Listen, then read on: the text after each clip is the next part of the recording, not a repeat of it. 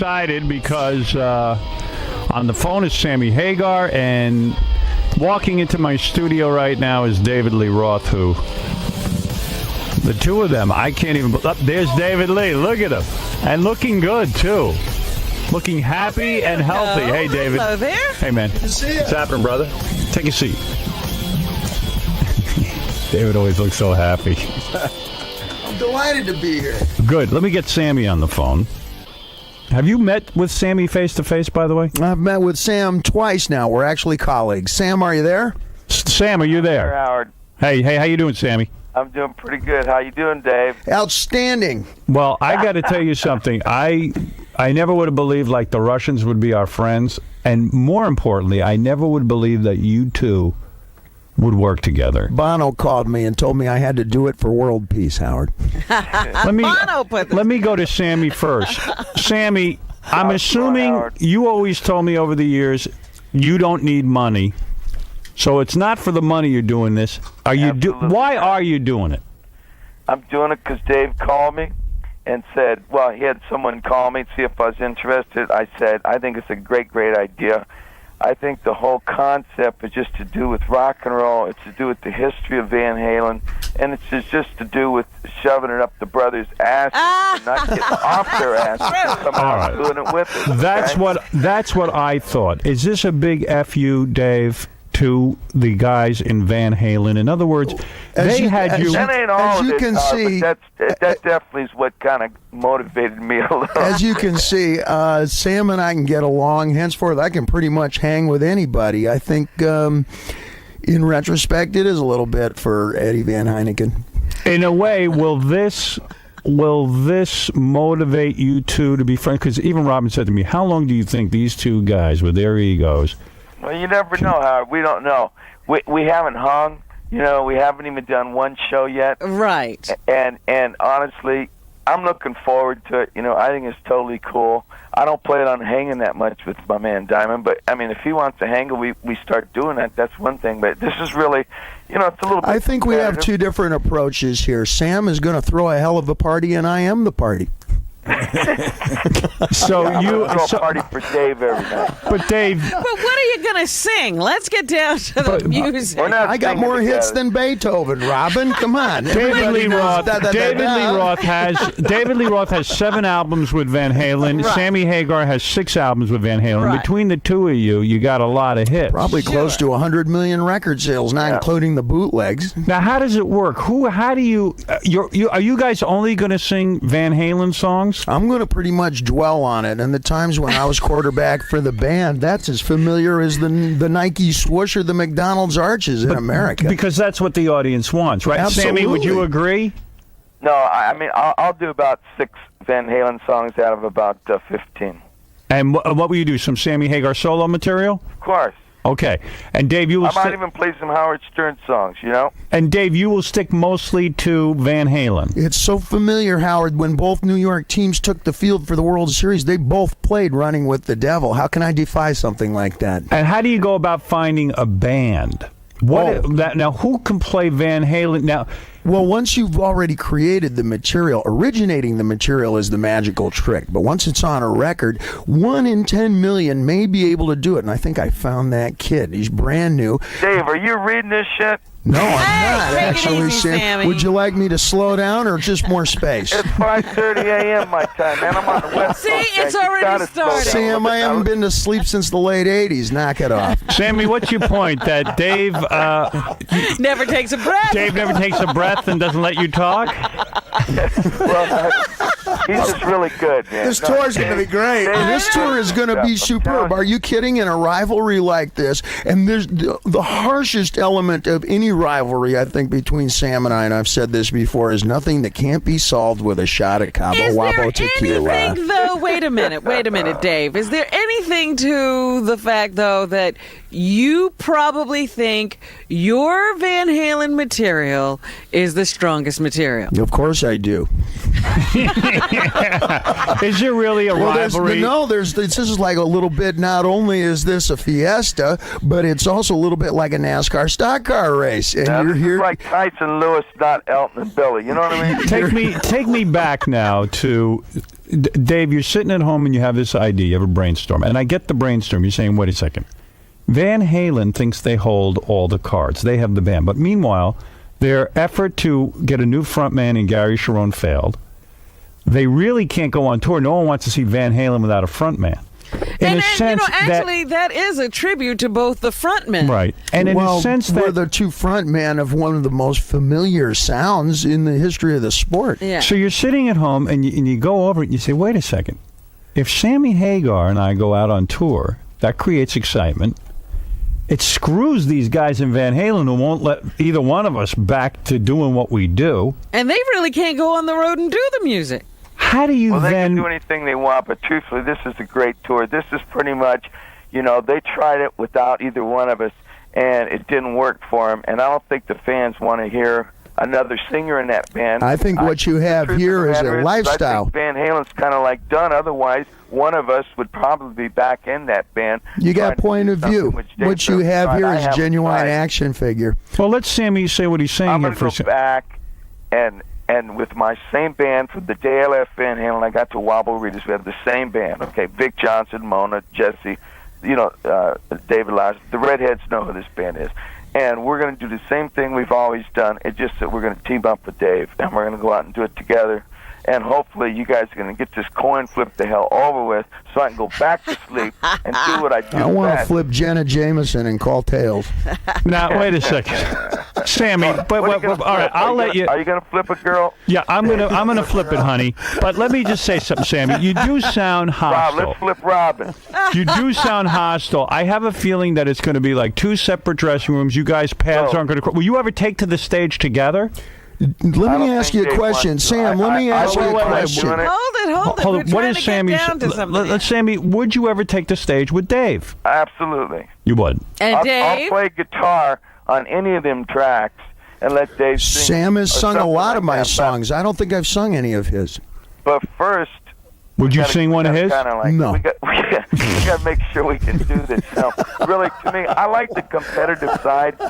I've been doing an evening with since I left Van Halen for like almost 400 shows I've done. And, you get a little lazy sometimes. You walk out there, it's all your fans, just kind of roll around the stage, and sing your ass off or whatever, and it's all good. But Dave is saying he will not sing one of your songs. I don't blame him. And Sammy says it'll be fun dealing with the people who love Dave.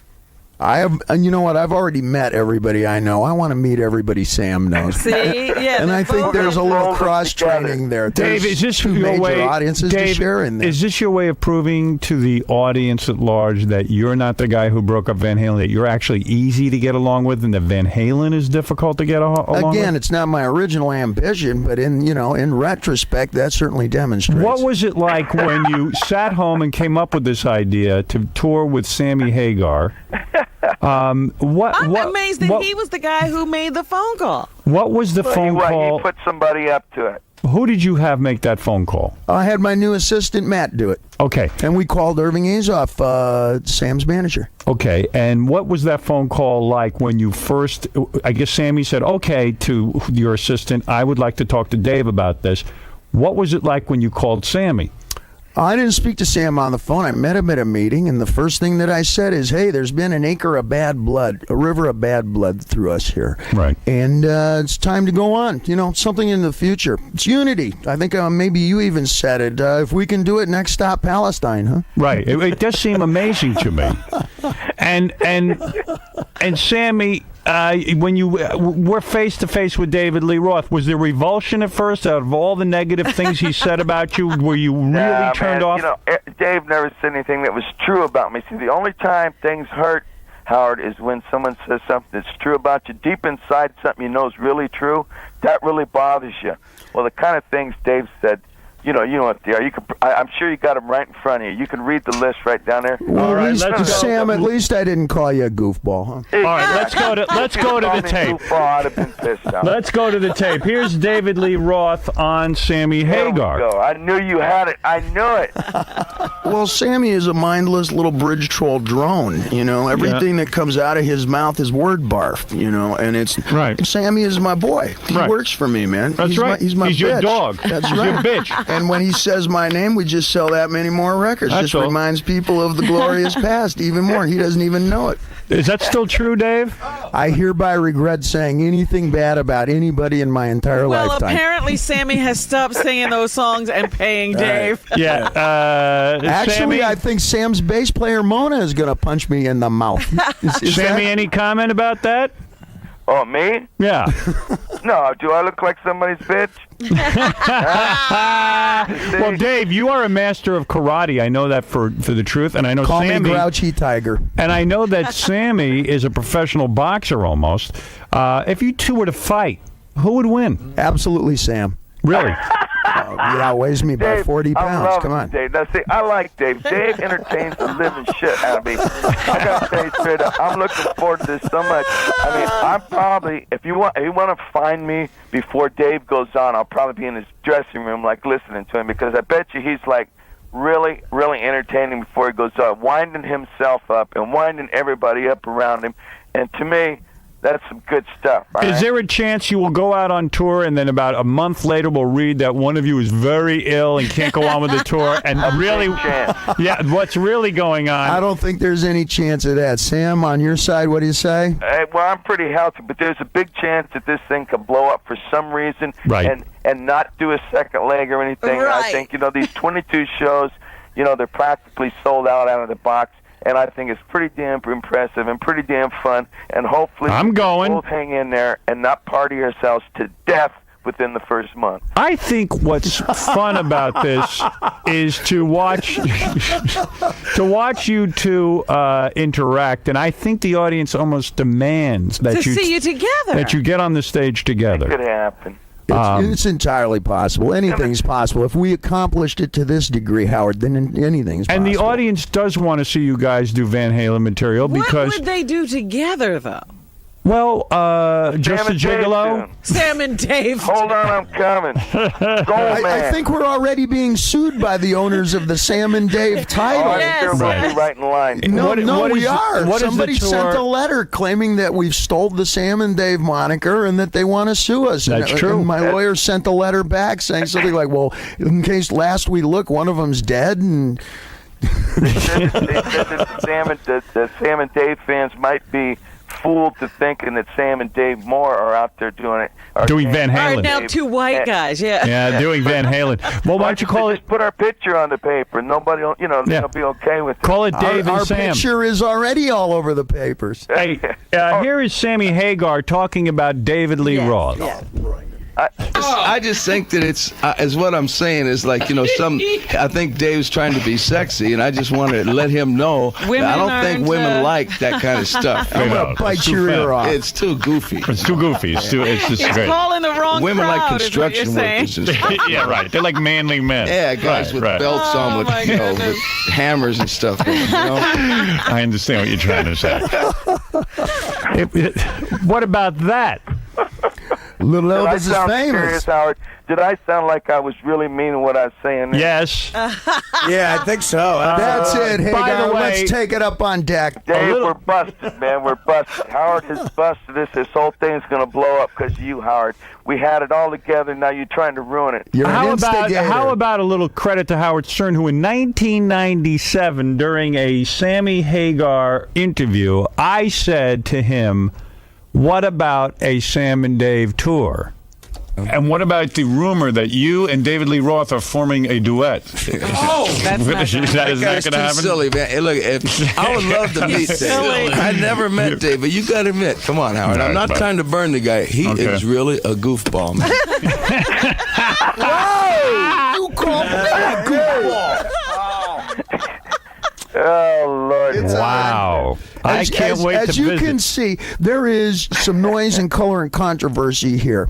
And I think what you're looking at are two trigger hippies. You know? David- the idea is David Lee you give Roth. peace a chance. We're going to get right after it. Isn't it true that Sammy Hagar, when you approached him about doing this tour, Sammy said, yes, I'll do it, but I have to open every night. Is that true or false? I think I said that. You said you wanted to open every night. Did you? You know what? No, Sammy, you I said... had to get up off all that stuff, Howard. I really did, man. You know, it was tough. It was a real ego shock to me when Dave said we're going to flip-flop, and I said, you're crazy. I haven't opened for anyone since 1979. I don't plan on open for you, Dave, or anybody else. You want to be the headliner. Well, what we got here is beautiful. It's 50-50. You split everything 50% in the billing, and frankly, you know, I'll flip the coin or take it as, you know, you want to decide. Now, when I flip this coin, does that mean whoever wins this coin toss can decide who opens or who They top can bills decide first night? their No, position for the that first night. night. For the first night. Whoever wins the coin toss gets to decide what they want to do the first night, and from that day on, it flip-flops. Sammy, why is it important to you to headline? Why? Who cares? Who cares? Yeah. Do you think Dave's hard to follow? Howard, it's important to every person in this business to headline, because that is where it's at. And Dave knows it, I know it, otherwise there wouldn't be an issue here. The person that headlines has the advantage. You get full darkness in the outdoor situations. You get full darkness, full light. You come on like you're the big star. Right. People ain't milling around in the audience when you're... Unless you don't need all full lights so, and full sound and full stage. It's where it's at. We both get full sound and full stage no matter what. But you don't get Sammy. full darkness, and you don't get sometimes a full house, because some people can't be there at 7:30, Sammy. 8 o'clock. Right. You're not afraid to follow Dave. You want to follow Dave. No. I'm not afraid to follow anybody. Right. But I bet you somebody's afraid to follow me. I mean, I've never been allowed to open for anybody. That's how I became I got to say headliner, that going because no one would open from no me one to would you allow me is to like open. going from speedballs to milkshakes, Sam. Whoa! I'm sorry. Look out! Well, you know, I think this is what makes this show great for the fans. I really do. Because honest to God, This isn't going to when last I'm more. Throw the I told seatbelt you. away. This is not I'm going to opening. last. I want to make this guy wish he'd never did this, okay? And that's the idea of it. And I'm sure he's going to try to do the same thing. to me. Sam, And the fans are I gonna win, made and I everything think it's you're all not, good. plus a silo full of 200 proof testosterone. Let's party, pal. So in a way, Whatever but wait a that second, means. I'm a little shocked by what I'm hearing. In other words, Sammy's attitude really seems to be, hey, listen, man, I'm going out there to blow you off the stage and prove to the fans once and for all that I'm the he's guy. Absolutely. That's what his attitude is. But it ain't sounds like a not lot of because I concern. just like Dave. I'm going to make him work even harder, and hopefully vice versa. He stirs me up. Sam is on the extra bike. I'm ready. Sam's pumping wiffle weights. He's getting ready. I'm ready. Are you bringing wait a out the minute. bass player from Van Halen? Are you bringing Michael Anthony with you? You know what? Mikey's welcome, but I don't think I think the brothers would kill him. Yeah, but the brothers haven't done anything in half a decade. You should yeah, bring but- him out and do the sound with him, and I might think about jamming with that. Lose there Mona you and go. get Mikey in there. But wait Mikey's a minute. welcome. Mikey's coming to my house today.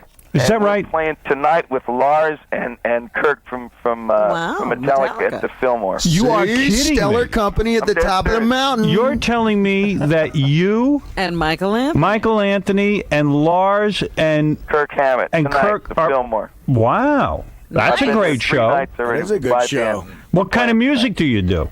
What's that? What kind of music do you guys do My together? songs. Sit down. Guys, you're watching an NFL game. It's 4th and 1 with 30 seconds to go. Whose stuff is blurring out of the speakers? Come on. Wait a minute. Let me say something here, because I do hear something going on here. Like It's all fun, now, man. Dave. This is all fun. This is wait what a minute. rock and roll's about, as far Wait. as I'm concerned. Man. All right, Without all Sammy. this stuff, it's just some other crap, you know? All right, but you do have your contention is that Van Halen had the bigger hits with you. Yeah, that's up to the people, man. You know, when I kick off Right Now, or if I kick off Dreams, or if I kick off Why Can't This Be Love, you don't think that whole place can be up shaking their asses and singing? You're crazy. Well, Dave, you don't think much of the post-David Lee Roth Van Halen. You don't think much of those songs, but... Howard, I'm in contest with the entire rest of the planet, much less Sam Hagar. Right. And as far as, what I've written with the Van Halens, I'm eminently proud of. If anything else, this is a testimonial to what we did together. So It's not David so Lee much Roth- an insult as it is a salute. But Sammy, you don't think they'll be rocking for Hot for Teacher? Of course they will. I'm a fan myself. Knees and It's fun. elbows for I days. think the Every stuff single is great. song that I do, It people are just going, happens oh, I know that this in the song. world I of love Van that Halen, song. I There knew was that two one. eras that worked. yeah, Okay, and- two eras, and we're going to go out and do them. I mean, it isn't like just I'm not saying here one's better than the other. I think they were both great. Every record I've No, Sam, I'm not saying that one era was better than the other either. I'm saying I'm better than you. It's all But I good. think Sammy's saying because he had the bigger hits, he should close Have the show. bigger hits. Sammy, what about what Dave just said? No, this is He about says... Sammy Hagar thinks he should close the show because Sammy Hagar says, as a solo artist, I have been a headliner since 1979 without Van Halen. You got to watch out when they Before start them, speaking and in after third they person. were long gone, I'm still a headliner, and that's why I think I should. I've sold a few records myself. Slow down, Sam. Slow down. Can you You dig it? lost me a paragraph ago. What? When I play I Can't Drive 55, it's going to have people up shaking their asses and one way to rock the same shit. I can tell. Absolutely. It's all good. Well, Sam, what Dave is saying is that he is going to go out there and prove that he's a better performer than you. I don't know if you're- Gawana. and He can do anything he wants. He can do- anything he wants. I really hope that Dave does really great. I really hope that Sam, Dave I'm does smiling stuff completely totally right together now. Are you because- smiling? All right, let me ask another question. How you doing, Robin? If I woke it up were now. the You case, fuckers have gotten me awake now. if all right? it were the case, Huh? if it were the case that when Dave opens, the crowd goes crazy and it's a little less exciting for the crowd, or there's a little bit of a I don't know, a drop off that happens when you're when you're on stage. Yeah. Is that going to be a problem for you? First of all, it won't happen, but number one, if it was, I know how to work with that. I would just have to kick it up a little bit until the people got up and went for it. Also, by the time... The advantage also of being the... Can I say something on your behalf and my behalf as well here, Sam? Okay, the whole place to be drunk, so there'd be a lot easier to pull. Well, you said it for me. Yeah, no, I think that Marty will just keep I don't going. think anybody's going to even notice the set personally, change. I think All that good, you guys. I personally All think good. I personally think that it's a great idea for you guys to tour together. This turns into one of those gigs that starts when McDonald's starts serving hamburgers. When is that, 10:30 in the morning? That's when people start showing up in the I parking lot. just for an wonder. event like I this. really, And truly, tailgating. I truly wonder what's going to happen on tour when you two guys start to interact. Yeah. And when, if something goes wrong, the crowd turns against one of you, even jokingly. I don't know. You guys It's have- drama. Are you here to see the winner or the car wreck at the Howard? car race? Yes, You're never Artie. sure. Exactly. You want to see Picasso smash the painting worth $10 million when he was painting it. You don't want to see some guy do a paint by numbers. This ain't no paint by numbers. This is the real deal. We're going to be out there doing it for real. It's How fun. about allowing Gary Sharon to open for both of you? No. Gary is doing the vagina monologues this week. Yeah. Hey, Howard. Yeah. I'm 34 years old, so I'm in the Van Halen generation. I was a huge fan. And I think if I went to this show and David Lee opened, after I heard Jamie's crying, ain't talking about love, running with the devil, Panama, I love Sammy Hagar. He's a good guy. I would never turn on him. But after I heard those songs, I'd say show's over, man. No, I I don't gotta know go. that. I gotta go. I'm a Well, Van this is Halen. one of the attractabilities to the show because for every one of you, there's one or two of the who say no, it should be called the Sam and Dave tour instead of Roth. What song do you, Hagar, so- Sammy? What song do you open up with? If let's say I open with a song called Shaka Doobie. Shaka Doobie, and then and David Lee, what do you open with? I've brought a smile to the hips of people everywhere. It doesn't matter what I What's open your with opening musically, song? But we What- start off with "Hot for Teacher." Wow, the first song out of the most bombastic, over the top. Pow! I'm a teacher. I got my pen answer. You see, Sammy, you got to open with a Van Halen tune. I don't got to do anything. Yes, you do. You got to. I'm a professional. He's I don't opening. feel Introduced us. We're back. Sammy, I'm a professional. Sammy, Howard. he's opening with Hot for Teacher. You got to go with your. Shaka Doobie ain't gonna do it. Wait a minute. You How guys don't long do you understand play? something. How long does each set last? Wait a second, Sammy. Hour and a half. You gotta open with us. Greatest No, hits. you I don't back to back understand. it. I don't even bother No, I talking ain't in gonna- between I the ain't gonna songs. do anything. Yeah, we do over. You know what 20 you got to songs. do? You got to top Dave. Play Smoke on the Water. Anything. I don't care. Yeah, do Van Halen, do something. We all came down. I do the same songs. That's what I do. I can't wait to see you guys. Why don't you guys do the same songs and then see who does them better? That's right. That's an old-fashioned blues contest. There you go. know? There You is play no 3A. question about it. Dave's got his people that are going to think he's better every night. I got my people going to think I'm better every night. Sammy. I am playing on the show that I would do that I think is the best thing I can do on stage. I'm not just going to go up there and say, hey, I used to be the singer of Van Halen. I'm going to go up there and say, I'm fucking Sammy Hagar. I'm okay? going to go up there and say anybody I that still don't am like the that, they singer can of come Van later on Halen, and I'm stage Diamond and David open. Lee Roth, baby. Wait a second. Exactly. It's going to be fun. Here's what you do if you guys have any balls. You split the stage in half. There you go. Battle of Play the at the same bands. time. There you go. Bam! Pow. There Pow. you go. Coming at you. All right, I'm going to flip this friggin' coin. All right. You the- call it, Heads, Sam. This is Hey, being- I'm asking for your permission. I know you like tails. Well, I like to have heads. Is that good? All right, Heads so for Sammy? Heads. Was that a stab at humor? Sammy. No, you're the one that told me when we were going to flip the blind, you would take tails. Okay. Oh. Sammy. I mean, you know, do we Sam- have to flip a coin to see who gets heads or tails first? Should we do that? Yeah. No, we're cool. I'm good. All right, so you want heads, I want heads. and David's going to take tails. First of all, if you guys think I trust you two guys in the studio together with me here in California. Listen to this. I got a camera on this. You know it's I'm- okay. I'm going to flip it. Exactly. I need a witness. I'm the patron I'm- saint you're of not. larceny. I will Right. tell you what happened. I'm going to flip it, and then I'm going to let it hit the floor here or hit the desk, and whatever it says, I will read out. You can trust me. And I like here we both go. of you You got a guys. drum roll? Sammy Hagar has heads. This is for the first concert. Where is the first concert, by the way? Cleveland. Hello, Cleveland. All right, Cleveland's the opening of the tour. When is that? 29th Oops. May. May 29th. Dave. All right. Okay, here you go. I don't even know how to flip a coin. Just go. Come on. Here we go. Get here it we go. on your thumb. Get it up there. Oh my God, that was He a really terrible doesn't. Now chord. which one? Now which one is this? Oh, What is it that? again. What are Is you that- doing? Oh, me it's see. tails. It's tails. I headline. Dave wins. Tails. It headlines. I headline. It's just It like headline. biblical. It Dave headlines. closes the first night. Is that right, Dave? Is that what you... I close the first night. Right the hell on. I'll see you there.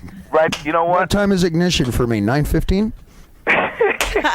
Outstanding. Is Are you- anybody the first gonna thing we ordered up was grandstand? the backstage stereo. Come on. Are you happy about this? I'm delighted. You're delighted. Sammy, you're not going to grandstand now and play longer and wait. I and would make- never do that. All right. All right. Why I'm did you a have? professional. Why do you Robin, have? I'm a professional. Okay. You guys can, if I wasn't a professional, I wouldn't be on this damn show at 5:30 a.m. California time. That's Let me tell you right. something, man. I'd be sleeping it off. Will Will listen, Gary Sharon be carrying your amps? Gary Sharon's welcome to come out and just say hi to the folks if he would like. I think Gary was just a kind of an unfortunate blip on the screen, and I think what you have here is flavor of the summer, huh? So what we can expect is Sammy Hagar in Cleveland will go out on stage first. He Yep. will do his thing. David Lee Roth will headline. No. We're both. Listen, David Lee Roth will close the Sam. show. Hey, what time What was does that? David Lee Roth will close the show. Right. Whatever. what We're time? co-headlining. Words are all you ever had. So you guys will go out there with your own bands. Yes, sir. You will not use the same band. Absolutely not. Now, And- what happens next night, though? Now, does it flip? Or It do you have to reverses. flip a Flip. coin? The next Next night, night. Journey closes. Now, when are you guys coming to New York so I can see this show? This should happen after the 4th of July at some point. They're starting to put the schedule together now. You'll never make it. I hope it lasts till then. I know. Keep your fingers crossed. I think people. Cleveland's going to see the only David Lee Roth, Sammy Keep your Hagar fingers to show. yourself, and I'll Well- see you in New York. See, my opinion has always been, Howard, if you want to know the truth, that the first time we're going to have any problems, it's the time that I open. That's why when I picked heads, I was hoping I would win, and I was going to say I will open the first show. Oh. Because then the troubles will start right then into the competition. The very next will start concert. from that very second.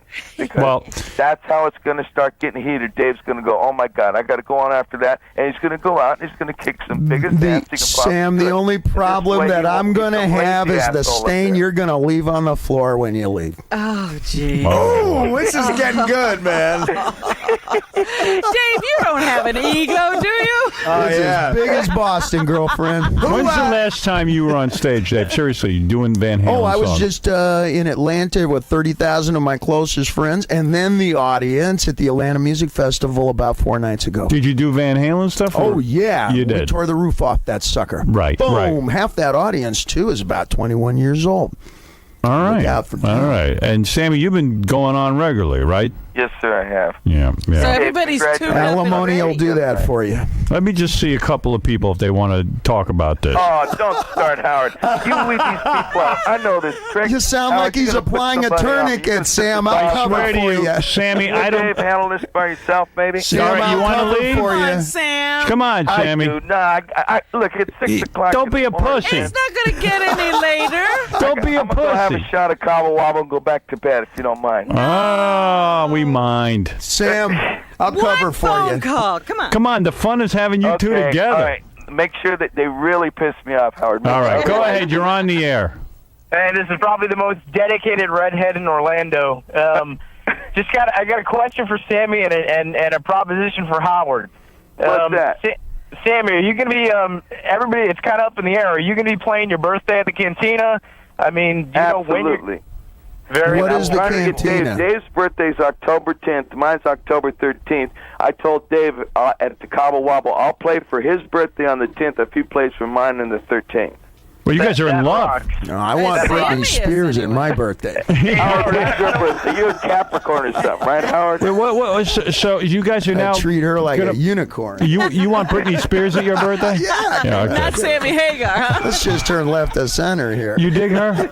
You like the way she looks, right? Hey, Howard, I got a proposition for you. Yeah.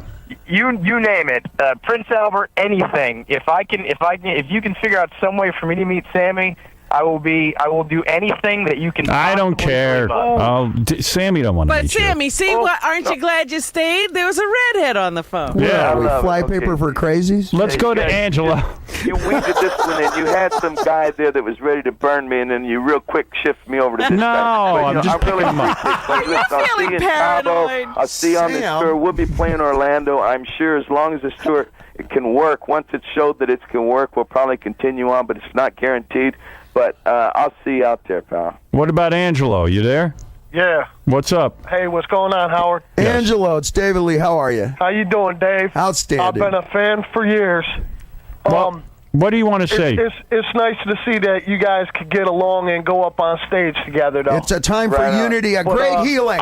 I like Sammy as Sammy, and I like Dave as Van Halen. Boom. Right on. See, there I you mean, go. nothing against either, but I mean, David, I've been a fan for years. I really didn't know much about Sammy, but I like the older Sammy Hagar with Can't Drive 55 or whatever, you know, the older stuff. Well, give you you have faith, individual Van Halen. players in this kind of music, and then you have it like when the Patriots took the field for the Super Bowl all together. Some people are identified with a super team, and I suspect that's me. John, go ahead. You're on with Sammy and Dave. Hey guys, how you doing? Yeah.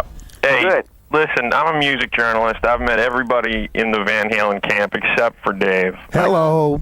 You know, I'm 32. Artie said he's 34, and he goes for the Roth stuff. I love it all, but I gotta say, nowadays, Sam, I don't know how you're gonna deal with this guy for a whole tour. Are you Sam's agent? Wait a minute. That's what a lot of people have been telling me that, but you know what? I think it's great, man. As long as what I had to do is I had to push my ego aside because Dave does have a giant ego. We know this, right? Yep. So as long as you don't come in and butt heads with his ego, you can get along with Dave. My opinion is this. This is where I think I've outsmarted him. So I'm just not using my ego for all this. I'm just going about being silly guy. Just roll, twist one, have a couple shots, just go around and do my thing, and it's all good. And as long as I don't get my ego involved, I can do this. But the second my ego's involved, I'm going, David Lee Roth, I'll kill him. I'm better than him. You know? So Right. I'm not doing all that crap because I want this to happen. This is really, really good for the fans. Well, you never know. Thing in rock and roll. This will go down in history in the year 2002 as the greatest rock and roll concert of the year. Okay. And by the way, the guy in the phone, why are you assuming that David Lee's the tough, difficult one? Maybe Sammy is. You don't know that. Howard, you've seen me. I even got along with you, Howard. You did. You got along with everyone. Well, like I said, I mean, I've spent time with these guys except for Dave, and you know, like I love Dave since I was a teenager. And the other thing too, man. You know, I just interviewed Gary Cherone recently. What's up with taking pot shots at Gary Cherone, vagina monologues? The guy never said a bad word about you, and all he's ever done is treat, Dave learn to have a little bit of fun. Lighten up. Get over it. The guys have been put in a very precarious position with... Absolutely. All that stuff that happened, none of it was Gary's fault at all, man. He was the Who victim, cares? man. Who cares is right. It's showbiz, baby. And I'd hate It's to see entertainment. the next guy come in and try to do anything with those guys. I mean, you know, you want to talk about people that aren't easy to get along with. Ed now, they fall way deep in that category. You know, I mean, those guys were so cool for 8 years when I was in that band, and the last couple of years, they turned into some other thing that I can't even describe what happened, but it was like some kind of cataclysmic They left. It's not cataclysmic. They left the lifestyle behind. They didn't have the point of view. They didn't have the quarterbacks who could identify a lifestyle and a way to do it, to get after it. That's you and me, Sam, and we both have that completely and totally intact. Somewhere between Jimmy Buffett and the Led Zeppelins and the Grateful Deads and the Limp Bizkits is what we both sell for a living. It defies music, defies song lists, and it includes an entire day, much less an evening. Sammy, why are you friends? What's not to like about Dave? Did you hear that? Yeah, That was Sammy, beautiful, but why wasn't are you What'd he say? friends? Sammy, why are you friends with Michael Anthony when he's one of the guys who threw you out of your band? Michael Anthony He had was nothing to not do the with bad Bobby guy. He Band. was only the messenger. Exactly. Michael Anthony Do you believe that? Of course I believe in the back of somebody's trunk or something when they came in and made the phone call to me. Mike, he's a good guy. So you hate Alex? You hate Alex? You guys hate Alex and I don't Eddie? hate anybody, but those guys weren't cool. They owe me an apology. What about okay? Eddie's alleged cancer? What's going on with that? You think that the guy would mellow a little bit? Have any of you been in touch with him about that? Not recently. I haven't. No. I don't know what's cooking with that. Does he have cancer? Yeah. That is the question that you're asking. That the king of all media, and you don't know the answer indicates that there's a severe question. So there's here. such I bad don't know blood that what's even when the guy gets ill, like I saw in the Ramones, the guys had such a hatred of Joey that some of them did that they would not even get in touch with Joey. No, if Ed was seriously ill and I've talked to people in the camp, I would certainly make the phone call and wish him goodwill, and I would go down and give the guy the biggest hug he's ever had if I thought it was time for that. But I don't think it's time for that, and the guy pissed me off, and he owes me a phone call. That's all there is to it. I If hope Ed that was Eddie seriously sick, is I would feel healthy. I horrible, hope Howard. he's From well. the bottom of my heart, I'd feel horrible. I hope he's doing really well, and come the time that I find out that he is doing really, really well, I'll plant my foot so deep in his butt he'll think I grew there. Well, listen, I wish both you guys luck. The Song for Song tour, the heavyweight champs of rock and roll tour. This is going to be fun. This is going to be fun. If it gets to New York, I got to be there. We will. Because they're both going to kick butt on stage. It's gonna be a mighty time. David Howard, Lee. sometime I'm going to invite you out at 2 o'clock in the morning on the stage to sing Dreams with me, just like you invite me on your show at 5:30 a.m. You know Bro, what I'm saying? let me out there with my guitar and let I'll me get do back some to that. damage. Let me out Howard there. looks more like the hot for teacher type than the dreamy type, just from where I'm sitting. Dave, I'll see you in Cleveland, pal. Sam, be there. I'll meet you at the bar in 32 measures. Right the hell All on, right. man. Thanks, Sammy. Peace. Bye. Well, the new Osbournes. David Lee and Sammy Hagar. My Put the kids camera would back have there. to be skinnier. Put the camera back there. My kids would have to be skinnier. You'd put them on a diet. You would kill them if they weren't skinny. If you allowed a camera in my home, you'd have to pixelate a lot more than dog do. What about that? Would you be willing to allow the cameras in your home? Yeah, but they wouldn't be able to show half of what they catch, you know. Right. This isn't about the money, though, for you, this tour. This is about pride, and this is This is about faceless, gratuitous backstage sex. No, you also Are love... you still doing this? Faceless? You haven't given that up? It ain't faceless. I know everybody now. He actually learns their names now. Oh, He's matured. Good for him. David Lee, I love you. You know that. Howard, you're the best. I'm happy for you. I think this is a great idea, your tour. I said it from the beginning. Thank you very I much. thought you guys should have done this years ago. I love that you're going to be out there. Can't wait to see you out there playing when you come to New York. And Cleveland's in for a treat. What are you wearing? Spandex? Skin tight, my best tactical spandex. We're on Wait a heightened second. alert, Howard. That's a decent question because I'll tell you something. Because I'm back in style all over again. Are you talking about low-cut bell bottoms with a drawstring and Little Elvis loud and proud? Baby? Nowadays, everybody dresses like kind of grunge, you know, just with a T-shirt. Any of the younger bands, yeah. you know, it's a T-shirt. It's almost like trying not to look sort of glam like Van Halen. Well, you got to have a whole lot of self-confidence there. Will you Talking dress about up? new young bands, then yeah, you know, when you're first starting out, then maybe you're a little undecided. But everybody's got a different trend. I kind of occupy a space in my own, you know. Well, you're doing well, David Lee Roth. This is it. Far cry from the days when you were wandering around in the park scoring pot. You're back on top of the world, and I love it. Good for him. Yeah, Great. here. And this should be great. And in fact, do you really want to stick it to Van Halen? You should have the guys in your band wear Eddie Van Halen masks. Just have them parade No, around. you know I what? think the new guys are going to dignify themselves. They're new, they're hot, and they're doing it for all the wrong If reasons. they really want to stick it to the Van Halens, stay on tour. Don't start fighting with each other and end the tour. I think, as you Keep can the peace. probably discern, that between Sam and I, the most intense level of rivalry is nothing that doesn't end with the last bell and the first beer. I think that they're going to go out on tour, and I think their management is going to do everything to keep them separate, So they don't get on each other. and so they don't get on each other's nerves. My management's already threatening that. You know what you ought to really do? Get You him wanna- another bus. If you want to, yeah, right.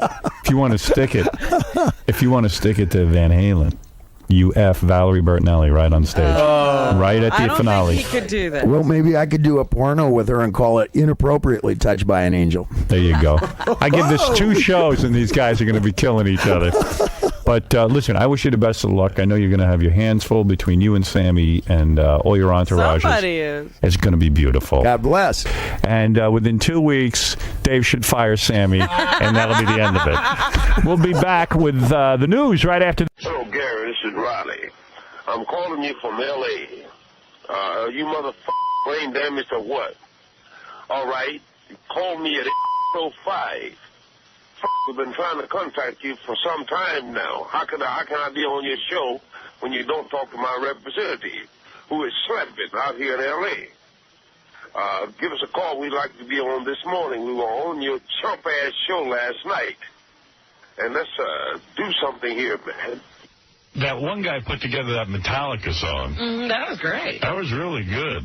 I sure wouldn't mind them playing that song while we invade Iraq. I really wouldn't. A plane has crashed into the World Trade Center. The World Trade Center is on fire. I don't have any more details. I'm following this story. Was it a terrorist attack? It's got to be. We're under attack. We're under attack. You know who it is. I can't say, but I know who it is. It's war. Come on. Oh, my God. It's got to be. We're at war. A second plane might have crashed, and a second building is on fire. There are people flying planes into New York City and they crash into buildings. The attacks occurred 18 minutes apart. What's going to be next? You know what? This is our worst nightmare. You knew this was going to happen one day. What is it, Joey Booth? Howard, hey, I'm down on West 4th Street. We heard the first explosion. We went outside. We're watching the smoke come out. There's a hole in the side of the building. All of a sudden, maybe, 10 minutes later, there was another plane flying around, and that disappeared into the... We have the technology. We know where they are. We can do it. Just do it. We can't get Bin Laden. There's something wrong in this world. Howard, we were standing here and we were just discussing the things that were going on, and the second building just crumbled right in front of us. Are you watching the footage? Yeah. Oh, it's horrific. The whole thing just collapsed. Everything around you is in danger. All American looking to get your arms together, baby. Everybody's at work at 9 o'clock. They timed it just perfectly. I can't even believe this. It makes me cry. It's sad. We're going to bomb a whole bunch of sites. Make sure everybody takes blood. This will be going on every day now unless we act swiftly. About how we think these terrorists acid. It's whole other damn country. You can't even see downtown. It's completely covered with smoke from the collapse of one of the greatest buildings ever built. Now is the time to stop their rhetoric. The Arab world has to be taught a lesson. It's time to end the misery for the world. All these countries are jealous of us, our way of life. Countries have to be held responsible.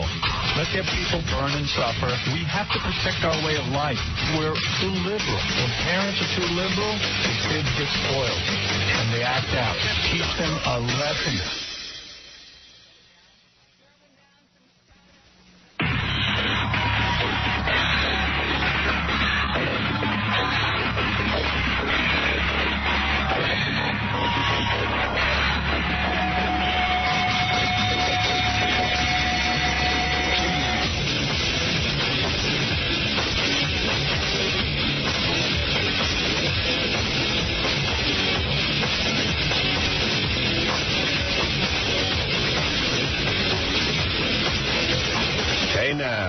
Good morning, everybody. What's happening? Hey now.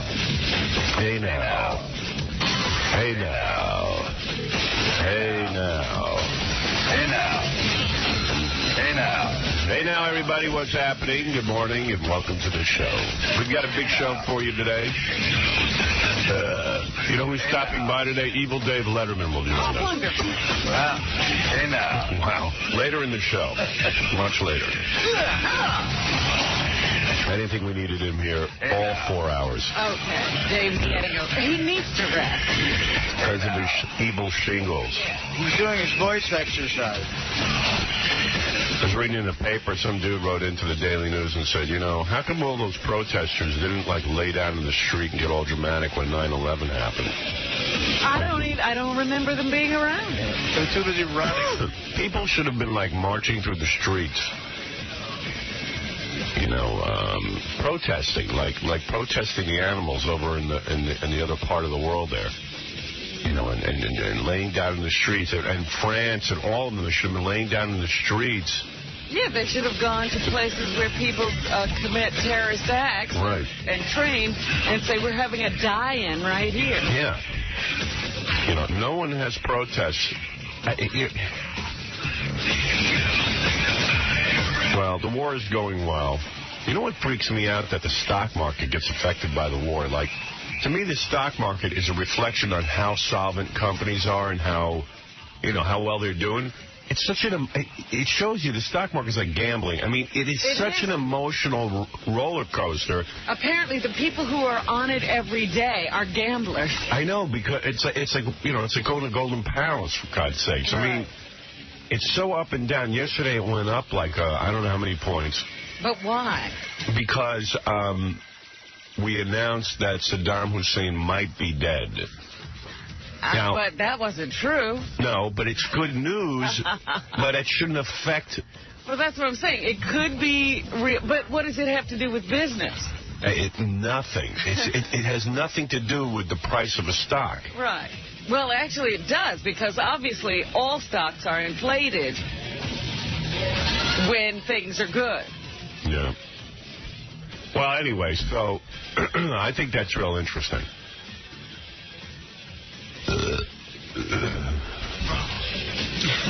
I got more David Lee Roth tape today, too. Oh, wonderful. No. I forgot, again, to listen. David has to be on for a few more days for me to get that he's on the air. Yeah, we forget. How long's he on for? Just till tomorrow, I think. Oh. Where's Kane? I don't know. He had to take 3 days off for some reason. A modeling job? Maybe. Auditioning for Entertainment Tonight. Sex in the City role. Who knows? Yeah, maybe that big movie's coming. Maybe that big movie. The big news yesterday was that Jennifer Garner, the chick from Daredevil, in the TV show Alias, yeah, is divorcing her husband. Surprise. Yeah, we knew it. Beth said that to me. You could see the look in her eye. She was going to trade up. Yeah, all of a sudden she was a little too high profile. Yeah. To be married to a Scott Foley. Yeah. Yeah. Who's Scott Foley? Is he an actor, Scott Foley? Yeah. He was on the show Felicity. And I guess, they met on the set of Felicity, and he was one of the leads. Yeah, and she was just an also-ran. She aspires to be Mrs. Vin Diesel, I think. Well, that would be a power couple. Yeah. It's funny because people think that women are above that it's only guys who are famous. And you know whose marriage I think is really hanging by a thread? Whose? The chick that's in My Big Fat Greek Wedding. Oh, really? Well, 'cause she married a regular guy. Yeah. And then she had, and she never knew she was going to have this hit movie. Then she had this hit movie. She lost a couple of pounds. She's really famous. She goes to all these parties. Yeah. She's having fun. Alone, too. And she's having a good time. Yeah, I actually know those two, and they're very much in love. Yeah. I do. I know them. The guy worked on, her husband worked on the Norm Show. But I've seen him. They're above. That's the best looking guy. Yeah, but look at her. Right, well, no, but she's hot right now. She's got. She'll never be hot. Trust me. No, I don't mean hot looking. It's a fluke. It's a fluke. That TV show's a hit. I know. Doesn't make sense. I don't even want to talk about it. That's one of those things that you can't explain. Yeah. I mean, if someone said they were making a TV show of that horrible movie, My Big Fat Greek Wedding, I would have said, you got to be kidding me. Lightning struck once. It's not striking again, stupid. I mean, that's just doesn't even make sense. I guess if a movie makes that much money, it's got a built-in following. But usually they do that. They take a movie and they make a TV show, but it almost never works. Yeah. Oh yeah, except for MASH and some other stuff. Well, anyway, hey, look, I got to take a break, get this thing going, get the party started, and we'll get to your phone calls and everything else, and we have a million things to tell you. There's a pile on my desk here, a mile long. We'll be back right after these words. Hi, my name is Tony. I'm from Mexico. I don't speak English very good, but since I started listening to Howard Stern, I have been improving every day now. The words like lesbian, vagina, boner, queer, and douchebag have been rolling off my immigrant tongue. Thank you, Howard Stern, the greatest English teacher in the world. You're listening to Newsbreaker. Howard Stern.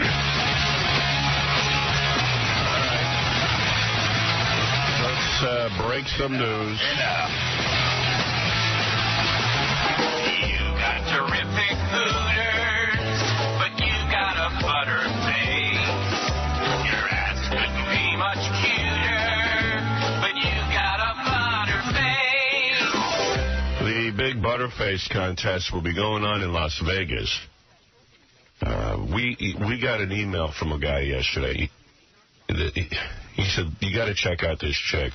She went to my high school.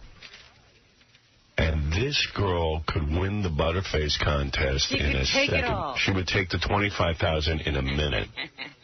Now, she didn't enter the contest. He just sent it in as an example. Right. This chick, if you put your finger over her face in the picture and you look, you're like, oh, my God, I'm in love. The body, perfect. I mean perfect 10. Wow. Yeah. Then you move your thumb, and it's not like she becomes a 4. She goes all the way down to a 4? Yeah, it's funny as hell. Oh, my God. It's astonishing. She's the perfect example.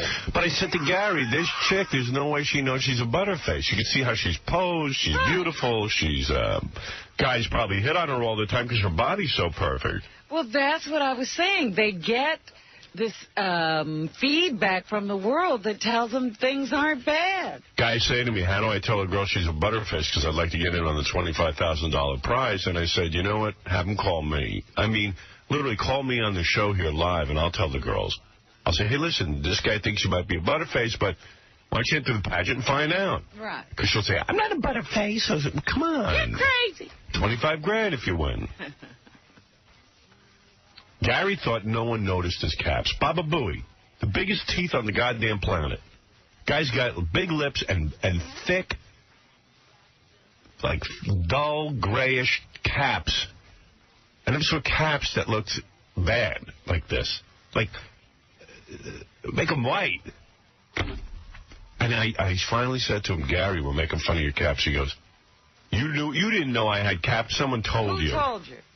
I was like, you got to be kidding. So, this is what goes on. Well, I was trying to say that yesterday. These girls do not know.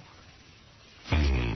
And so they don't know they wouldn't know to put themselves in the contest. Somebody's going to have to tell them. If you want to enter our Butterface contest, everything's great but your face. In fact, that guy you got he should find that girl and help her enter. Oh, my God. Split the money with her. Yeah, but you have a chance to win $25,000. Send us your picture and contact information. You can call us back in the office. You can email us at contest@howardstern.com. Or they can call 1-800-44-STERN. Yeah, Gary will give you all the details. The $25,000 prize provided by Trim Spa. Call 1-800-TRIM SPA for details on their $110,000 challenge. Oh. Trim Spa, become all you ever envied. They got some kind of challenge going on. But for $25,000, all you got to do is enter our little beauty pageant. And we're going to do this in Vegas. And if you win, you'll be crowned Miss Butterface. $25,000. We'll be doing our show from the Hard Rock Hotel and Casino April 22nd through the 24th. I'm just wondering if Miss Butterface will be proud of her title. Probably not.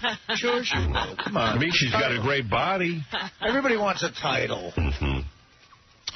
So think long and hard. I said most women are going to look. Most guys can look in the mirror. They know if they got a bad mug. I know I do. I don't think so because we've had a lot of guys, when we used to do Dilatate all the time, guy would tell you he's good looking. He walks in here, you go, what is he talking about? Mm-hmm.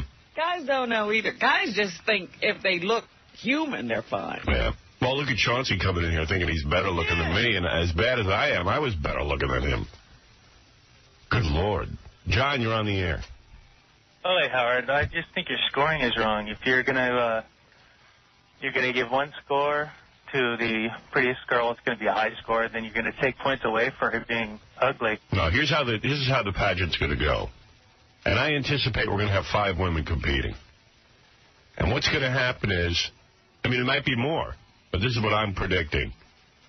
They come out in their bathing suit.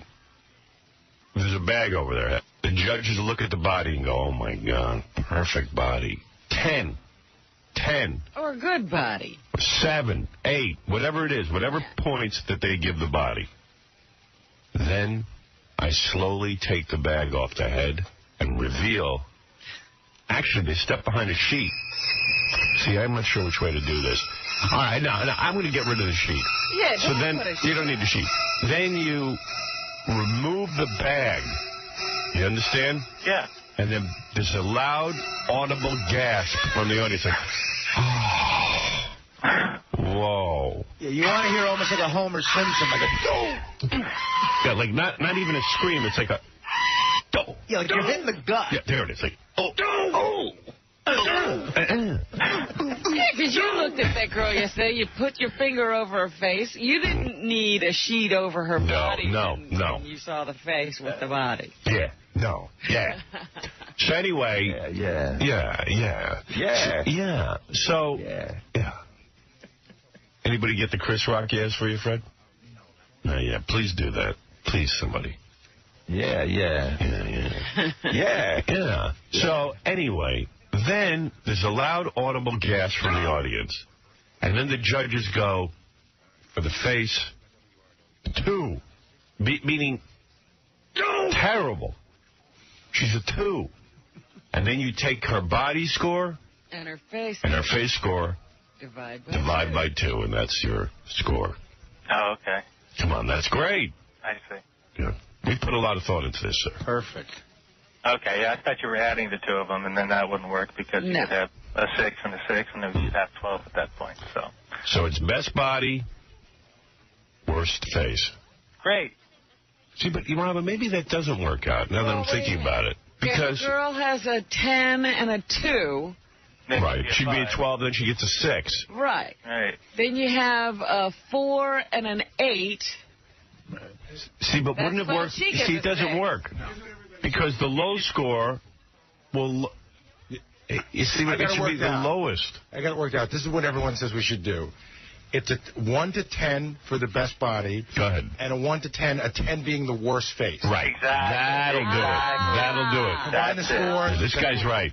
Right. Because you got to get a high score. Right. A 20 is the winner. A 10. That's exactly a 10 face, a 10 bad face, and a 10 great body. 10 being ugliest. Right. Your 20 is a winner. 20 takes the contest. Now, what do we do in case of a tie? In the event of a tie? You have a runoff. They should run off. They run off into another state, way far away from us. They both get bukkakied in the event of a tie. Yeah. All right, thank you. Thanks, Howard. Thanks for pointing that out, John. You're absolutely right. We would have figured that out eventually. Yeah, the sheep might be a bad idea, because I saw that email picture, and you really got to see the whole thing together to believe how much a face can bring you down. Yeah. Right. Nick, you're on the air. Hey, I was watching Tonight Show last night, and Jillian Barber and her whole crew was on there, and they were just like, yeah. You could just tell Jay was like, shut the hell up. Because if he didn't go to a break as soon as they did, he would have snapped. They just cannot stop talking. Jillian cannot stop talking. Jay doesn't like chaos on that show. Oh, yeah, you could tell. Thank you. Jillian was just after the mouth, just going. Jillian's an interesting chick. That's a chick who, has to wear a belly shirt everywhere she goes. She's so insecure. Yeah, I know. She has to wear a belly shirt everywhere because she's got a good body. Mm-hmm. Yeah. She's got a good belly. She's not a butterface. No, she's an attractive woman. Oh. Yeah. If anything, she's got a bit of a butter body because butter body. Her arms and legs are a little stubby. Yeah. I mean, if you're going to get picky about it, I bang her very hard. Oh, yeah. I find her very attractive. Hey, if you approach her, I guarantee you can score. I guarantee it. Yeah, she's kind of giving me the signals that I could bang her. Really? Yeah.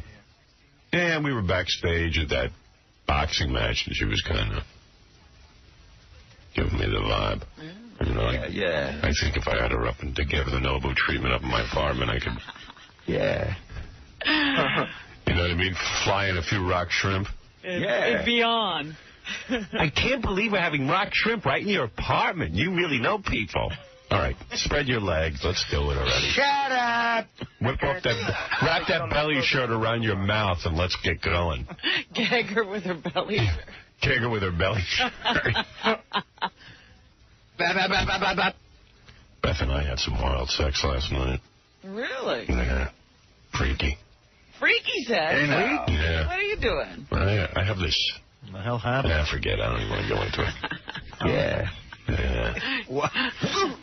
We were getting down. He didn't tie her up. A little something like that. Oh. Any porno involved? No, but we were talking about watching porno tonight. They were making porno. Oh. We made our own porno. But we're thinking about watching some porno tonight. Is that right? Wednesday night porno. Wednesday night porno night. It's hump night. Yeah. She was saying to me, she did some modeling job, and she was going to go out to dinner with a bunch of people. She wasn't feeling all that well anyway. And I said, listen, you don't need to go to any dinner. I got your dinner right here. We need to take care of your pride. Yeah, you need to get better. I got your dinner. Ho! How about a little poop steak? Oh! I'm going to take you out and throw a burger down your throat. Hello! Yeah, you see, I don't have anywhere to tie a chick up in my apartment. So I'm doing this move now where you take something, a piece of material, you tie her up and hold it over her head. Control the whole situation. I see. So she's bound, but not to something. Yeah. Do a lot of apartments come with an area to tie a chick up? Most people have a bed, like Robin has one of those old-fashioned romantic beds with the bedposts. Oh. You got to get one of those. Right. Robin bought that so Mr. X could tie her up. Believe me, there's a lot of tying and bonding. You love to be tied up, I could tell. Get it. You get that look in your eye. Please. You like things done against your will. Right. Like to have your legs spread akimbo. How things are done to you. All broads are like that. You know why? Because They don't have to do anything. Then they don't have an excuse for not doing it. Yeah, you can just... I'm tied up. I tie you up like a rodeo calf. You wouldn't even know it hit you. A rodeo calf. Yeah. 8 seconds. I'd chase you around the house and do my lasso. Give a new meaning to 8 seconds. 8 seconds. That's it. That's all he needs. Big movie for Luke Perry. Had to do it. I had to get out of 90210 to go do 8 seconds. Genius. Another genius career. He seems to be doing okay. He hasn't crashed any cars. Luke's not a real well thought out guy. He was on Beverly Hills 90210. And he had the same agent I did down Buckwald. Yeah. He comes to me and he goes, I'm leaving Buckwald when he got to 90210. I go, why are you leaving Buckwald? He goes, he didn't pay enough attention to me when I was doing a soap opera. I go, yeah. So that's why you're leaving him? I go, why would he pay attention to you when you were doing a soap opera? He made your contract. What's he going to do with you? Now you got something going on. Now he'll do something with you. That's how it works. He's holding a grudge. So he goes off and gets one of these, agents that... Right, the big Hollywood agent. It doesn't even know you. And, of course, they're going to take him. He's Luke Perry from Beverly Hills 90210. They go in and make him, 3 bad movie deals. Career over. Yeah. Every young actor makes that mistake. Well, he did the worst thing, though. He left and came back. Yeah, that's like putting your tail between your legs. Yeah. I was wrong. Take me back. Yeah. Love me, daddy. Oh, man. It's too much. Well, maybe he saved a few pennies. Who, Luke? Yeah. Yeah, he's got to have some scratch. Yeah. I don't know. I don't think he's doing the private jet thing. No, I don't think that. Yeah. I'm sure you can afford the Nobu thing maybe once a year. Yeah. He got married. Another good move. A series of great moves. With this anti-marriage thing. Most people are doing it. Yeah. Like you. Yeah. They do it at least once. At least once. Yeah. Keep doing it. You did it. Yeah. I did. You were so smart. Yeah, learn from me. If you're going to learn from me.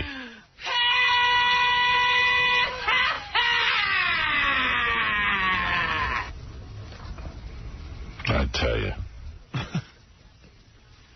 Oh, Jesus Christ. What? I just remembered I left Beth tied up. Oh. I got to go. I got to leave. Damn it. You can't let somebody go in and untie her. God damn it. Is somebody coming to your apartment going to find her, though? You know what? Send AA over there. I'm sure. AA. Could you imagine he walks in tied up? Yeah. And when you get home, she's going to be hornier than ever.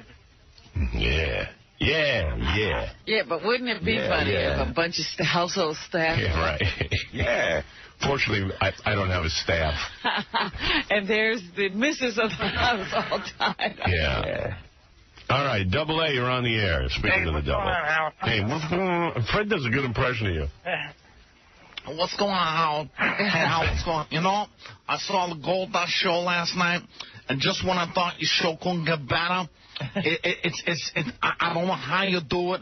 I just don't know how you do it. Is Beth coming to Vegas? Not bad. You just said everything I was going to say. No, I was saying about that Miss Butterface contest, man. That's going to be awesome and degrading both at the same time. Right. Who's going to be the judges to that? Well, we've been giving that a lot of thought. We might end up with a celebrity judge, but, Ralph is good at it. Yeah. We're going to judge, basically, me, Robin, Fred. Yeah, whoever's around the table. No Benji. At that time. Okay. I had a weird conversation the other day about Vegas. We're going to Vegas April 22nd through the 24th, Hard Rock Hotel. Like, we go every year. We love it over there. They're great. So Benji went to the guys at E and said, he doesn't come to me directly, but Benji goes, you know, I contribute to the show. I write for the show. I would like to be able to sit at the table where you guys do the show. We do the show from a blackjack table. Right. So I'm like, you know, Benji's really not on mic. And I'm not sure what he needs to be on the blackjack table for, other than he wants a little recognition. Right. God only knows from who. I know he's doing a good job. No, I think he's looking for girls or something. Broads, yeah. That's not true what you said. Well, what are you looking for? Because quite frankly, I got so little room. You know what it is? I got so many microphones to run. I understand that's not what I asked, and I thought it... What did you ask? Because the Pace told me you wanted that, and I said to the Pace, do I have to go deal with this? It's not what I asked. Well, tell us what you asked. When we went to Vegas before, I was shoved in a real kind of little corner. It's true. It wasn't even a corner. It was like it's like a prefabricated phone booth. I saw him fine. As long as I could, I saw you. I don't need to see you. And I said this was kind of I thought it was a bad spot. Why? For what? It was hard to see what was going on. It wasn't where the psychological feel was going on. And I asked Scott if it could be moved. He said no, but next time if we go, just bring it up to me ahead of time, and I'll see what we can do. He said bring it up to me ahead of time. I'd put you right up at the table, dude. I think it's funny, but, you know... So, Scott, this time... Want me to be honest? You distract me. Your face. You're odd. Benji, I asked you one question. I said, can you do your job better if you were... Scott, did I ask to sit at the table? Yes or no? No, not at the table. You wanted to be on camera. Did I say specifically? Did I say it's not? You wanted to be on the set. Did I say, Scott, keep me off the camera? I'm fine with that. What I told you was... yes or no? Listen to me. Scott, yes or no? Benji, stop the shtick. No, I'm not doing shit. Listen to me. Benji, calm down. I said there is no way... Say yes or no. Just say... I didn't hear your question. This isn't shtick. No, he gets bummed about being shoved in a corner. Just say yes or no. I don't even know if I heard your question. Did I say it's fine to keep me off camera? Say keep me off camera. Yes. And you know what I told you? Okay, stop right there. No. You know what? No, listen. Let him talk now. Let him talk. And I said to you, I can't figure a way to put you on the set, not on camera, without building a wall in front of you. And you said that's no good. Because he wants to be on camera. Exactly. No, that's not true, Howard. That is true. I asked you one question. Listen to me. No, let me answer. Did I say put me down on the ground? Did I say put me down on the ground, keep me off the camera, keep me out of sight? And I explained to you there's a cement floor. Yes, reasons. You said, well, Howard doesn't want this, this, and this. It's fine. It's. What do you want? Tell me what you want. I want to hear your problem. Absolutely, I love recognition. If you say, Benji, we want you on the camera... You want to be on camera. No. You know what? Scott bought Benji black T-shirts so he wouldn't be seen on the E! show. You know this? No, he bought black T-shirts. Yeah, talk about that.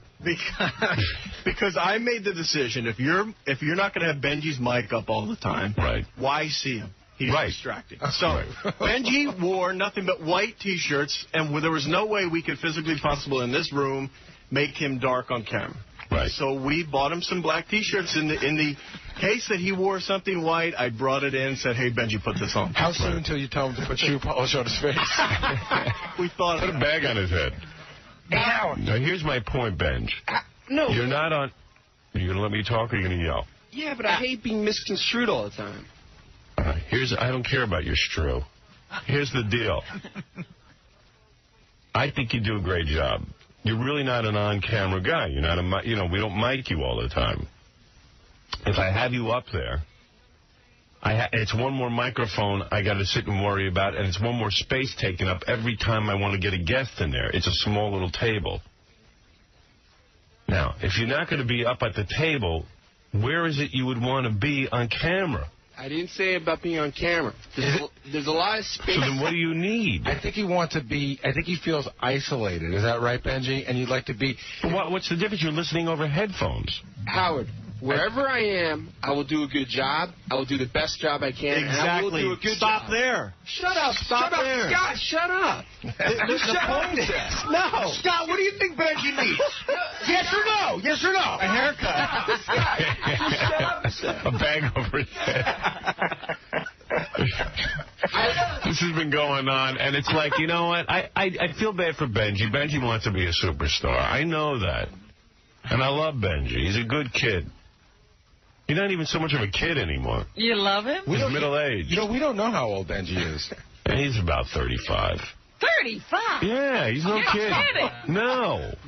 Are you kidding? Well, what do you think he is? He claims to be under 30. He was, in his 20s. No, in fact, when he first interned for us, he wasn't even in college. Are you kidding me? He went and signed up for college for 1 credit, so Tom couldn't say he couldn't work intern here. So he was like a 30-year-old Billie Jean King and Bobby Ray. But if you're so sure, give me odds, give me points. All right. We got the whole bit. We're done. Odds, points, We'll see when we get there. We just want to see you lose. That's all. Well, you'll be seeing me lose a lot in those 3 days. We're going to take a break. We're going to do news for you right after these words. Hi, this is Ronnie Martin. I have been on aerial ships not of this earth. I have visited with aliens aboard the mothership. Now I'm visiting Howard Stern, a man whom I admire. Known and respected throughout the world. This is Howard Stern. Aqualung, my friend, don't you know? It's 𝗪𝗪𝗄𝗿𝗍. Snot is running down his nose. Snot running down his nose. Greasy fingers smearing shabby toes. Aqualung, my friend. I love it. Things over.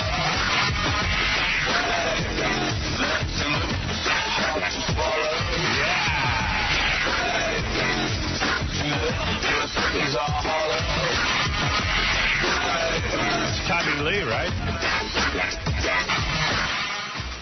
Tommy Lee. Is it any wonder I reject your breast? I still don't know what the right word is. Is it any wonder I reject you first. I reject you first? You reject my breast. I always thought it was I reject your breast. I can't help you out with that one. The only word I understand in that is fame. Fame. Good tune. Yeah, great tune. That Ali G dude is kind of funny. Yeah, I like him. I'm beginning to like him a lot. I saw him with former Secretary of State James Baker. He was interviewing him. Yeah. During the Gulf War, when did you decide to invade Iran? We never invaded Iran. Which one did you go into? We had a troop presence for a short period of time in southern Iraq. Ain't they the same thing, though? Ain't that just... two different countries, Iraq and Iran. Do you think it would be a good idea if one of them changed their name to make it very different sounding from the other one? No, because Iran doesn't sound like Iraq.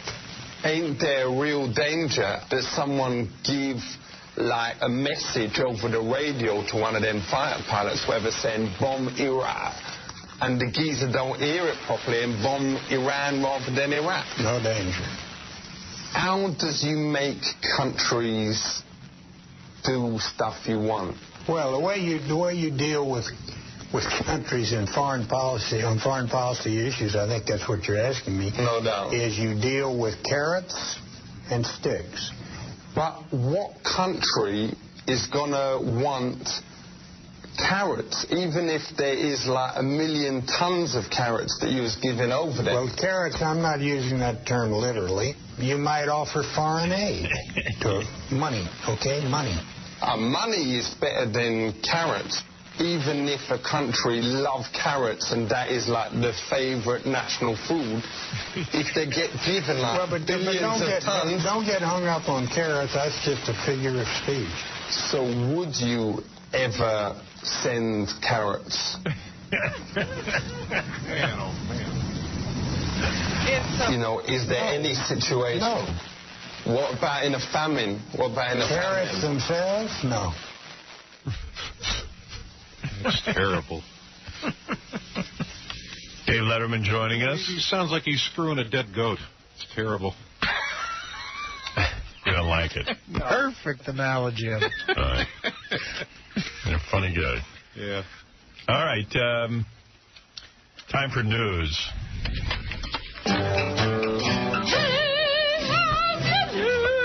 There's a chick on the phone. She plays for the WNBA. Uh-huh. Yeah. What's she want? Her name is Cara Walter. Hey, Cara. She wants you, Artie. Yeah, she'll get it.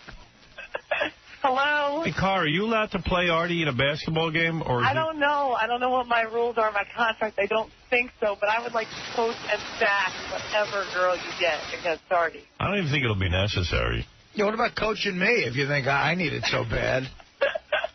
Artie has this weird thing that, like, any girl he could beat at a sport. Yeah, why would I a didn't girl say that. bother to coach you with that attitude? I didn't say that. I'm just saying that a chick who is really good at a sport amongst other chicks isn't that good with a guy who just knows how to play on an average level. That is not true at all.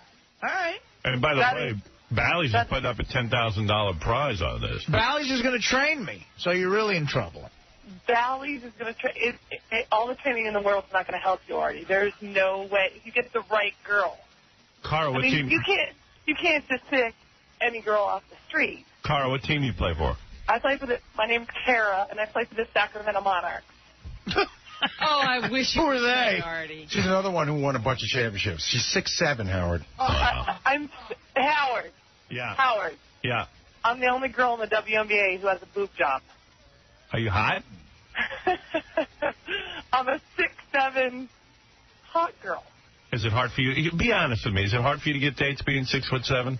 No, my boyfriend's 6 feet. Really? I It's so dated tough short on chicks. man. Can I play your boyfriend in a game? And where do you go for clothes? I mean, do you have to have everything custom made? Yeah, I get a lot of stuff made and a lot of catalogs. You know what's a drag? Like, she's 6'7" and stuff. And if she was making NBA money, you know, like men, Oh, yeah, she was a guy. you could almost say it's worth it. But, like, these chicks don't. What do you... I don't even think you clear $100,000, do you? A lot of us don't. Our average salary in the WNBA is about $40,000. Wow. So $40,000. Yeah, so I need a job. Can I come work for you guys? So $40,000. No, come beat Artie. There's $10,000. Okay, here's the point. Here's the point. You go down to West 4th I like that Street. the WNBA doesn't want to allow these chicks to play Artie for $10,000. They got contracts? Forget Meanwhile, about it. it's a fourth of their salary. You know what they do? I know. No kidding, huh? Yeah, it's ridiculous. You know what other chicks do? I agree with you, Howard. Not only that, it'd be good for the WNBA. Get them some... I mean, no one ever talks about it. That's exactly how women's tennis got itself I on the agree. map. I think it would be great for the WNBA. I also think a girl should pose for Playboy from the WNBA, but I think they would think that was, like, horrible. I think it would be great for the league. You know what? Why don't you just go do it? Because, quite frankly, if Playboy pays you $100,000... Playboy pays you 5 years.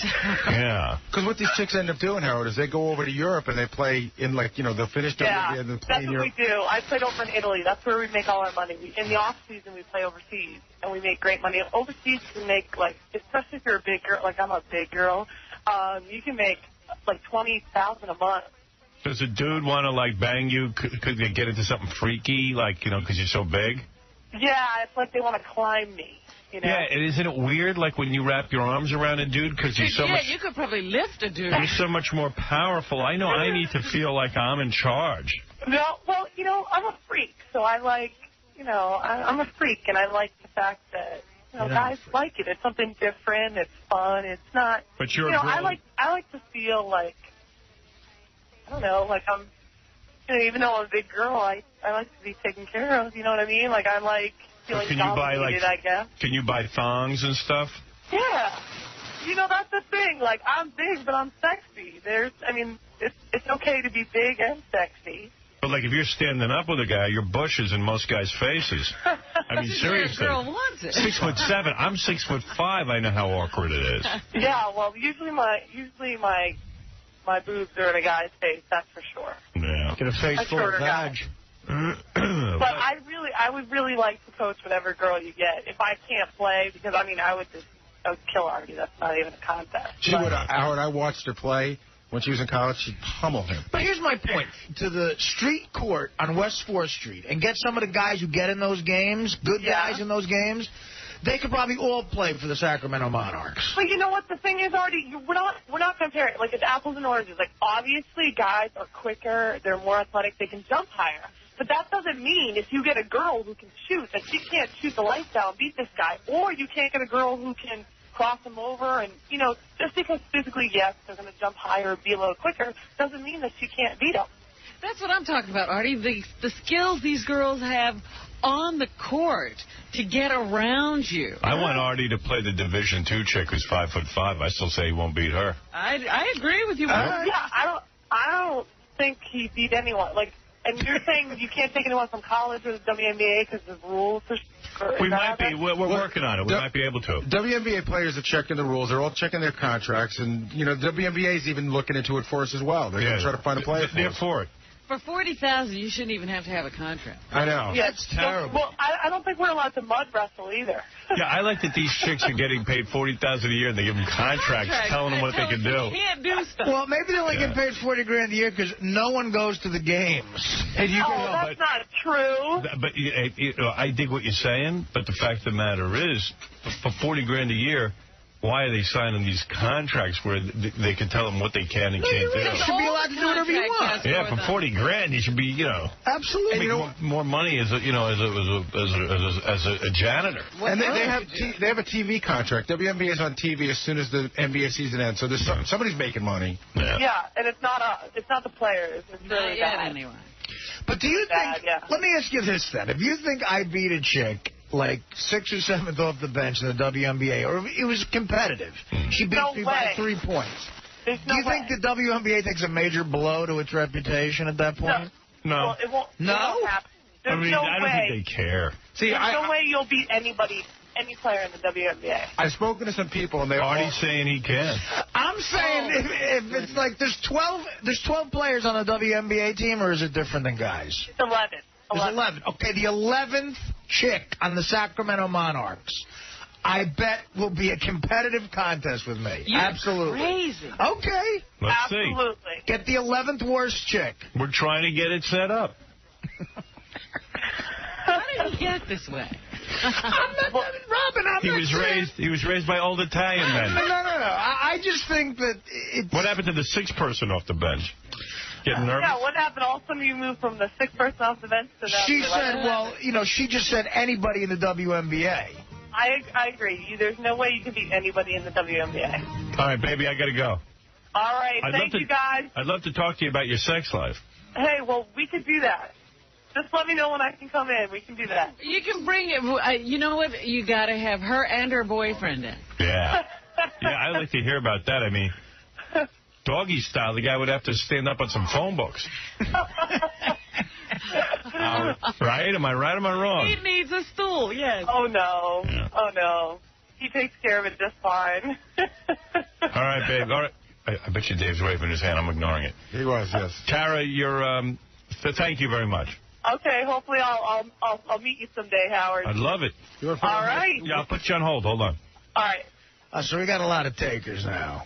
Yeah, we're going to be fine. Yeah, Dave Leverman. No, I was just saying, this woman, Cara, she's talking about making extra money. I think she ought to, you know, go pose, you know, for Playboy before Elizabeth Smart does. Yeah. Hey, Robin, let's do some news. All right. Dave, you're finished. Yeah, I know. It's over. Yeah. You got shingles. I know. Yeah. I'm going to go embed myself with the Rockettes. Are you sure Kelly Carpenter is not a man? I mean, Kelly Carpenter. Are you sure Rosie O'Donnell is not a man? That's a man. What do you mean? I'll play her in hoops. Kelly Carpenter's name is now Kelly O'Donnell. Yeah, they made it official, evidently. That was in the newspaper. Cindy Adams says they proved it to her on the street the other day. Wow. That Kelly Carpenter is now Kelly O'Donnell, that she took out a driver's license and showed it. And you can't fake a driver's license. They say that Rosie O'Donnell has decided, you know, they went through the steps, and she has legally changed her name in the court. So they're married? Well, I don't think it's really a marriage. They probably had some kind of a ceremony, but they went the full distance and said legally you have to call Kelly Carpenter Kelly O'Donnell. So they're as close to married as you can be for two chicks. I would love to have been at the wedding if they had one. How are you going to get an invite? I don't know.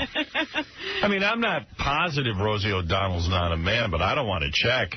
I mean, I don't want to really know. We'll take her word for it. Yeah. So, yeah, she's got the new hairdo, and Kelly Carpenter is now to be addressed as Kelly O'Donnell. All right, good. Also in the news today, a woman who is 42 years old and the mother of two has married a 14-year-old boy. Can you do that? Is that illegal? This is legal somewhere in the United States, Alabama. A 42-year-old woman could marry a 14-year-old boy. That's right. Wow. In Alabama. Yeah, but who even knew that was legal? Dana Sancho tied the knot with honor student Irvin Vincent O'Rourke III in Mobile, where 14 is the minimum age for getting legally hitched. He, of course, had to get his parents' permission, and they gave it. Wow. It is unusual, but nobody's business, according to Dana. Imagine. I remember me at 14. If I came home and asked my parents if I could marry a 42-year-old broad. What? I told you no. Yeah, but down there it's like, you go ahead, son. You do whatever you want. That's right. Goodness. That's amazing. Robert Conrad in trouble. The Bobby Conrad. Actor. You mean career trouble? That's been going on for years. Well, that's been a long time. Yeah. But he's in some new trouble. The Wild Wild West and Black Sheep Squadron star has been arrested on suspicion of DWI after a head-on collision with another car. That doesn't bother Bobby Conrad, a head-on collision. I wonder if that battery fell off. Yeah. That guy's scary. Yeah, we interviewed him. Don't you think he's in the Robert Blake category of nutty? Absolutely. I was just about to say, you know, he's got that kind of Robert Blake vibe. Yeah, like chip on his shoulder. He needs a battery just to be normal. Sorry? He needs a battery just to be normal.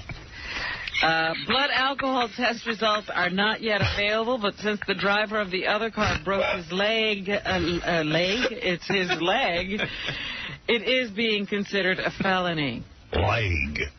So, Conrad was hospitalized and is in stable condition. He's a battery just to be stable.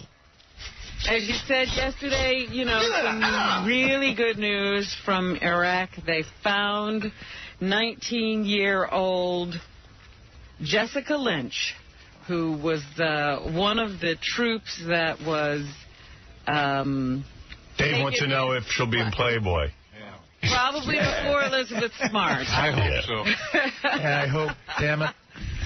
You know, when they ambushed some maintenance crew or whatever, I think she was in that group of people who was taken.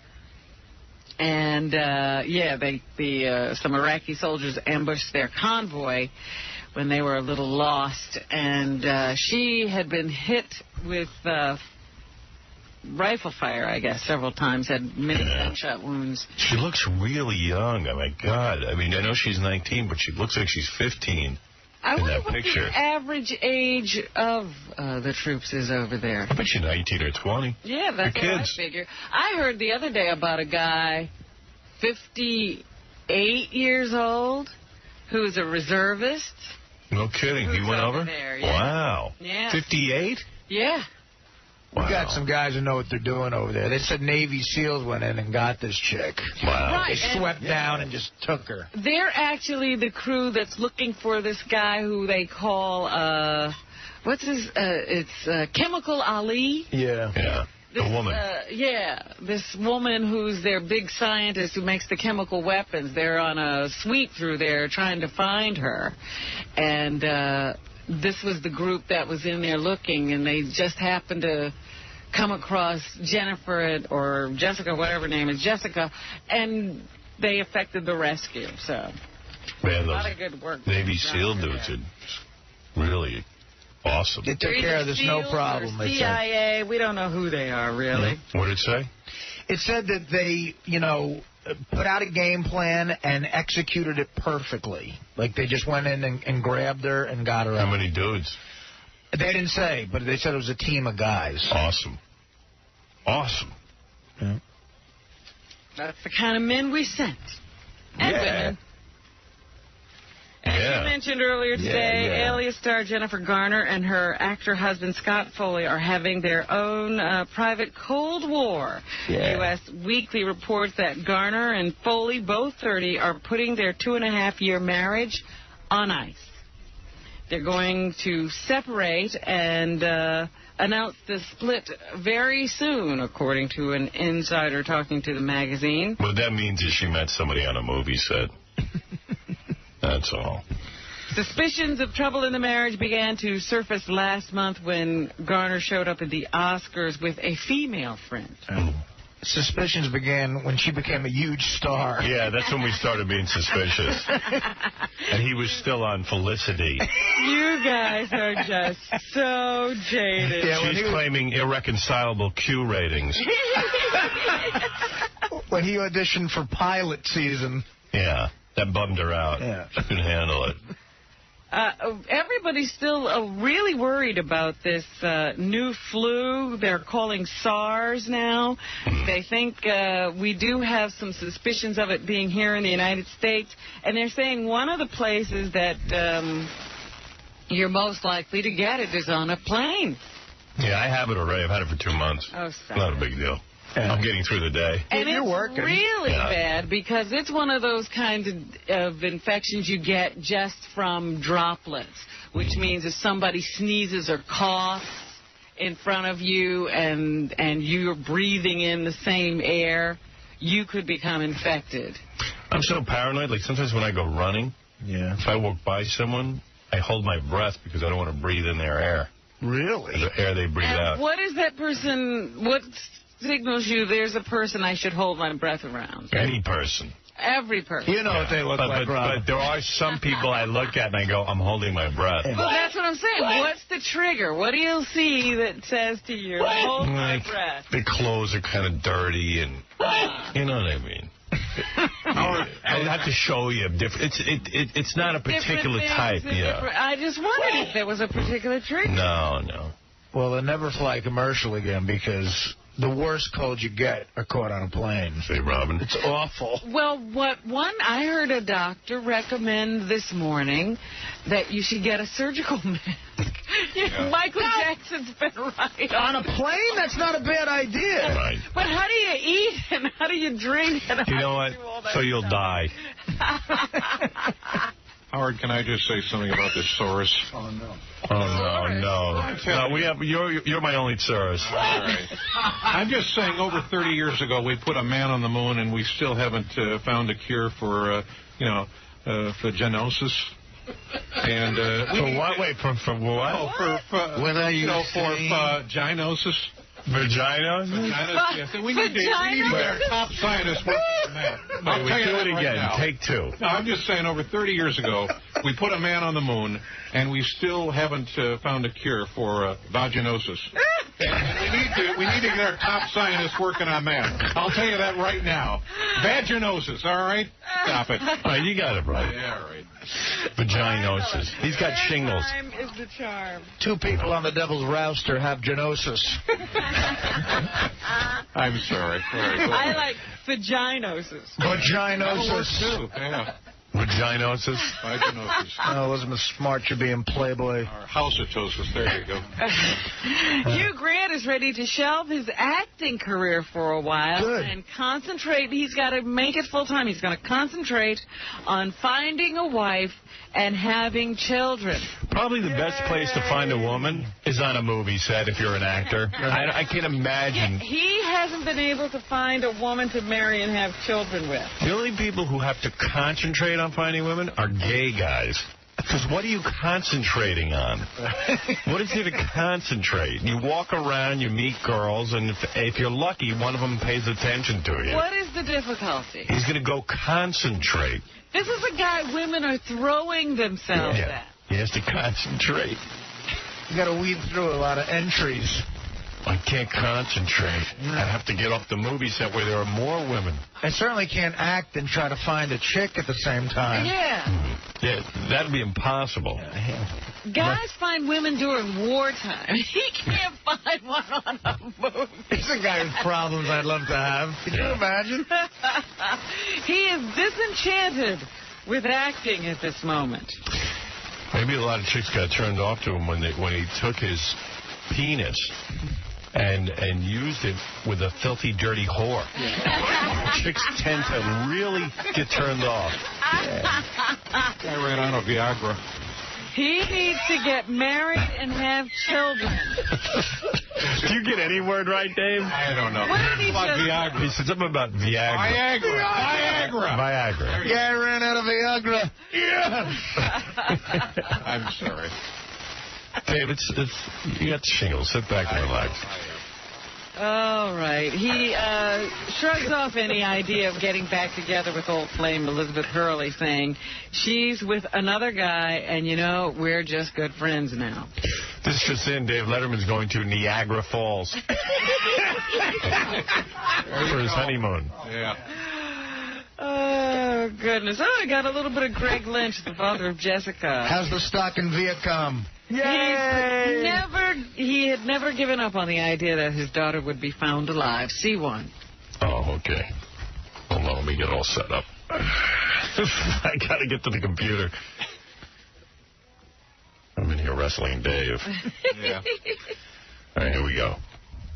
That's mainly what we had to keep up was a lot of hope and faith.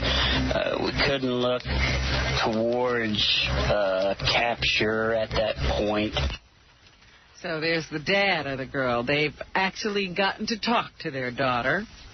Also, they say that a couple of suicide bombers turned themselves into our soldiers. They didn't want to be suicide bombers anymore. They had been recruited by Iraqi military, and they just turned themselves in and said, we don't want to blow ourselves up to kill you. Yay! That would be the smart thing to do. Yeah, I think those people are the sensible ones. They're okay. Meanwhile, the Battle of Baghdad, according to Captain Al Lockwood, a British military spokesman, has not begun, but it is beginning. C2. All right, it's about time. Let's get in there already. I like it. We need to obviously move coalition forces in, take out resistance. That is. I'm hoping they're going to be dragging Saddam through the streets. People will be kicking him and spitting on him.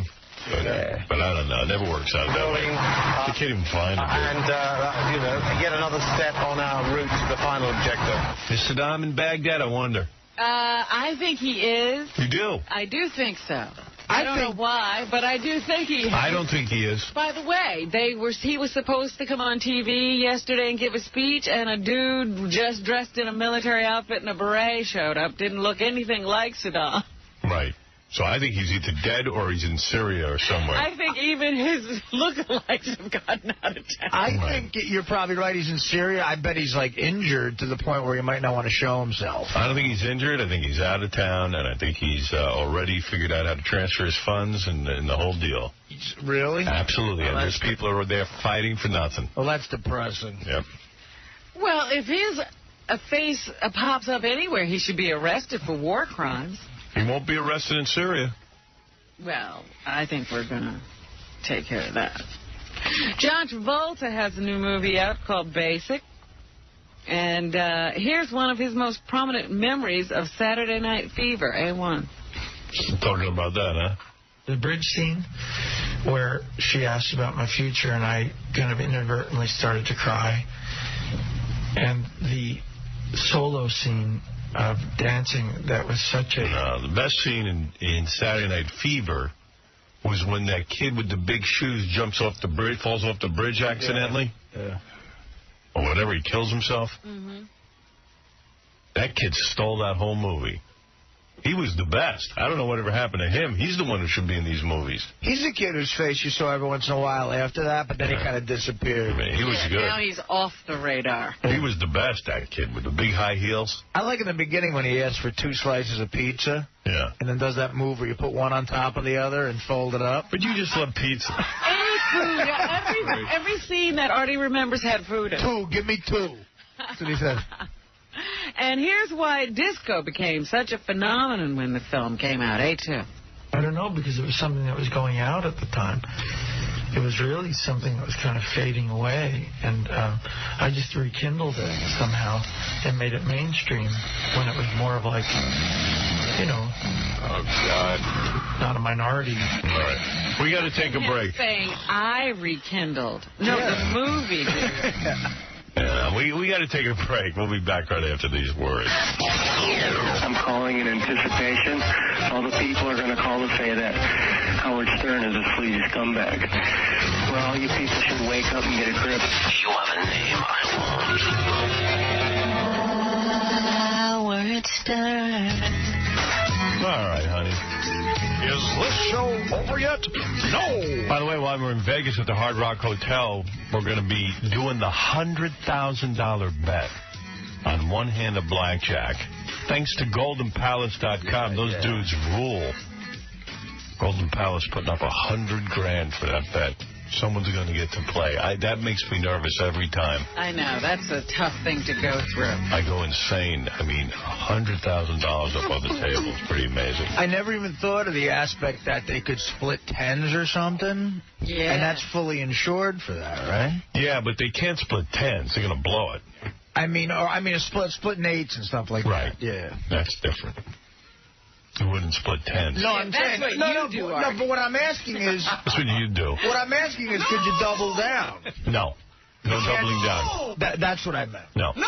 It's a straight bet. So on a 7 and a 4, you can't double down. No, but it's a great bet. It's $100,000 with an 11, yeah. So, it's pretty good. But splits would be amazing. Yeah, split you can do. Yeah. That would be sweet. Yeah. Yeah. Well, anyway, Robin, we were doing the news. Yes. What do you think Sumner Redstone's spending on this wedding he's having on Sunday? I'm not invited. I'm kind of burned. Really? Yeah, I mean... You wanted to go to this? Yeah. Yeah. Where is it? It's at the New York Public Library. Yeah, I wanted to go. I heard that it's going to be big. I might go try to take out a book. Sneak in. Crash the wedding. Well, the reason I thought about it was because, John was talking about his party this summer and he's trying to get a band together. Well, Sumner's having Tony Bennett sing at his wedding. Wow. So I don't know how much that would cost you. I think Zebra's opening, though. Yeah, probably. They're going to be supporting Tony. And Russell Crowe must have spent a lot on his wedding. You weren't invited to that one either? He built a chapel. $240,000 to build a building that has to be torn down immediately after because he never got permits. I hear they're saying they will let him keep it up. Only as long as the wedding. They were going to tear it down before the wedding. Hey-oh. Boy, that's just decadent. I don't care how much money you have. You don't do that. It's a waste. It's a waste. It's just waste. It's like burn the money. Yeah. There's no place for him to get married. Right. He had to build his own chapel. What a dick. Everybody's a dick. Except me. And I'm also seeing that Nicolas Cage and Lisa Marie Presley, when they were engaged, I guess one night they were on a boat. And the way she's implying that Nicolas Cage took a $65,000 ring and threw it in the water. That's nice. And then she demanded that he hire divers to try to find it. They, of course, never found it. Never mind that. Anybody find my keys around here? You've lost your keys. Could we get some divers? Give me some divers. I don't want Evil Dave to hold my keys. Get a dolphin and look for Howard's keys. And,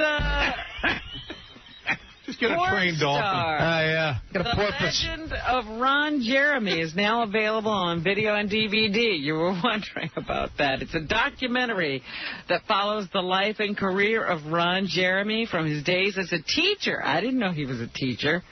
And a frustrated actor in Queens. He taught acting. To his rise as one of the most prolific performers in the adult film industry. Here's Ron Jeremy to explain how he went from teaching to work in adult films. B1.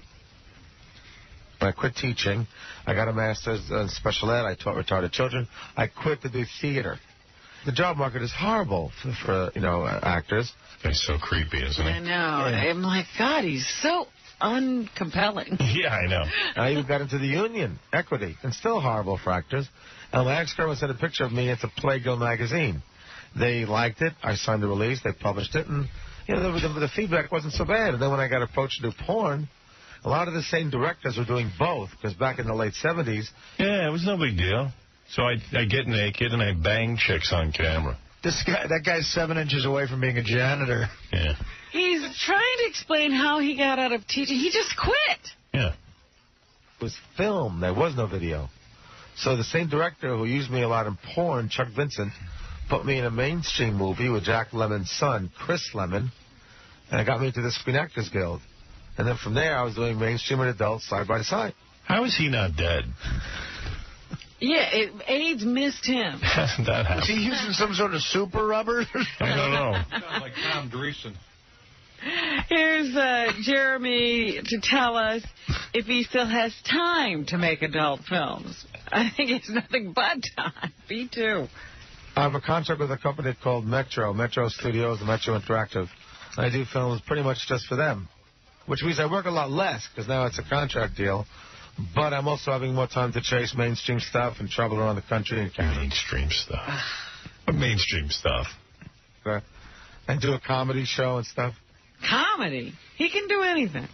He ties his penis into pretzel-like shape. Yeah, how did he miss doing that show? He's into pretzel shapes.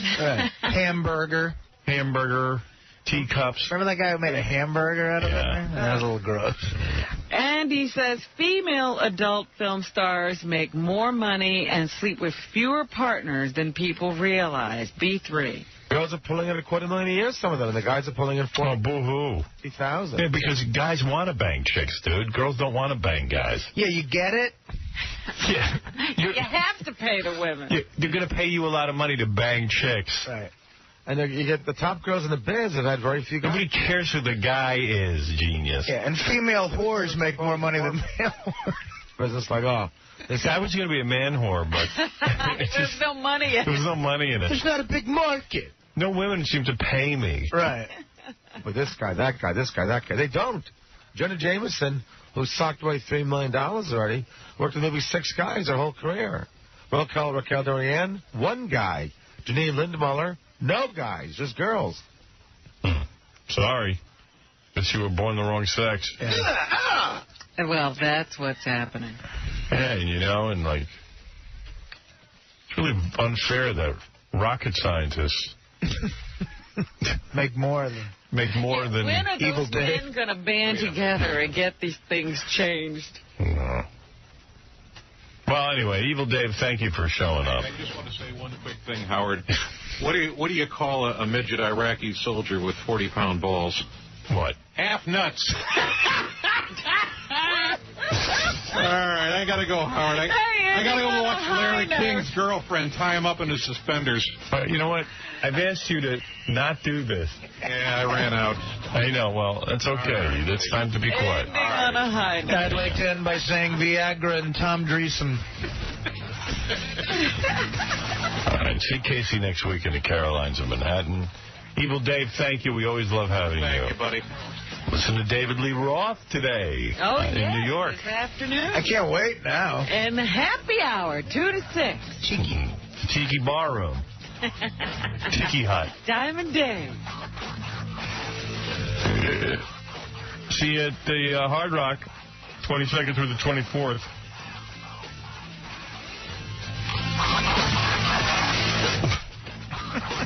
Okay, that's it.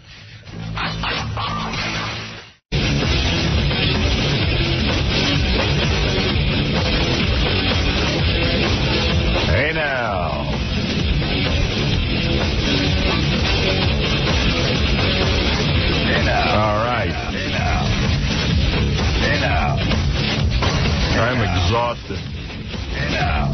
I could not sleep last night, so my remedy whenever I can't sleep is to eat something. Really? Yeah. So I ate. I went on an eating. I did good all day. I didn't eat anything. You know, I ate the normal amount of food, and then I just went on a binge. In the middle of the night?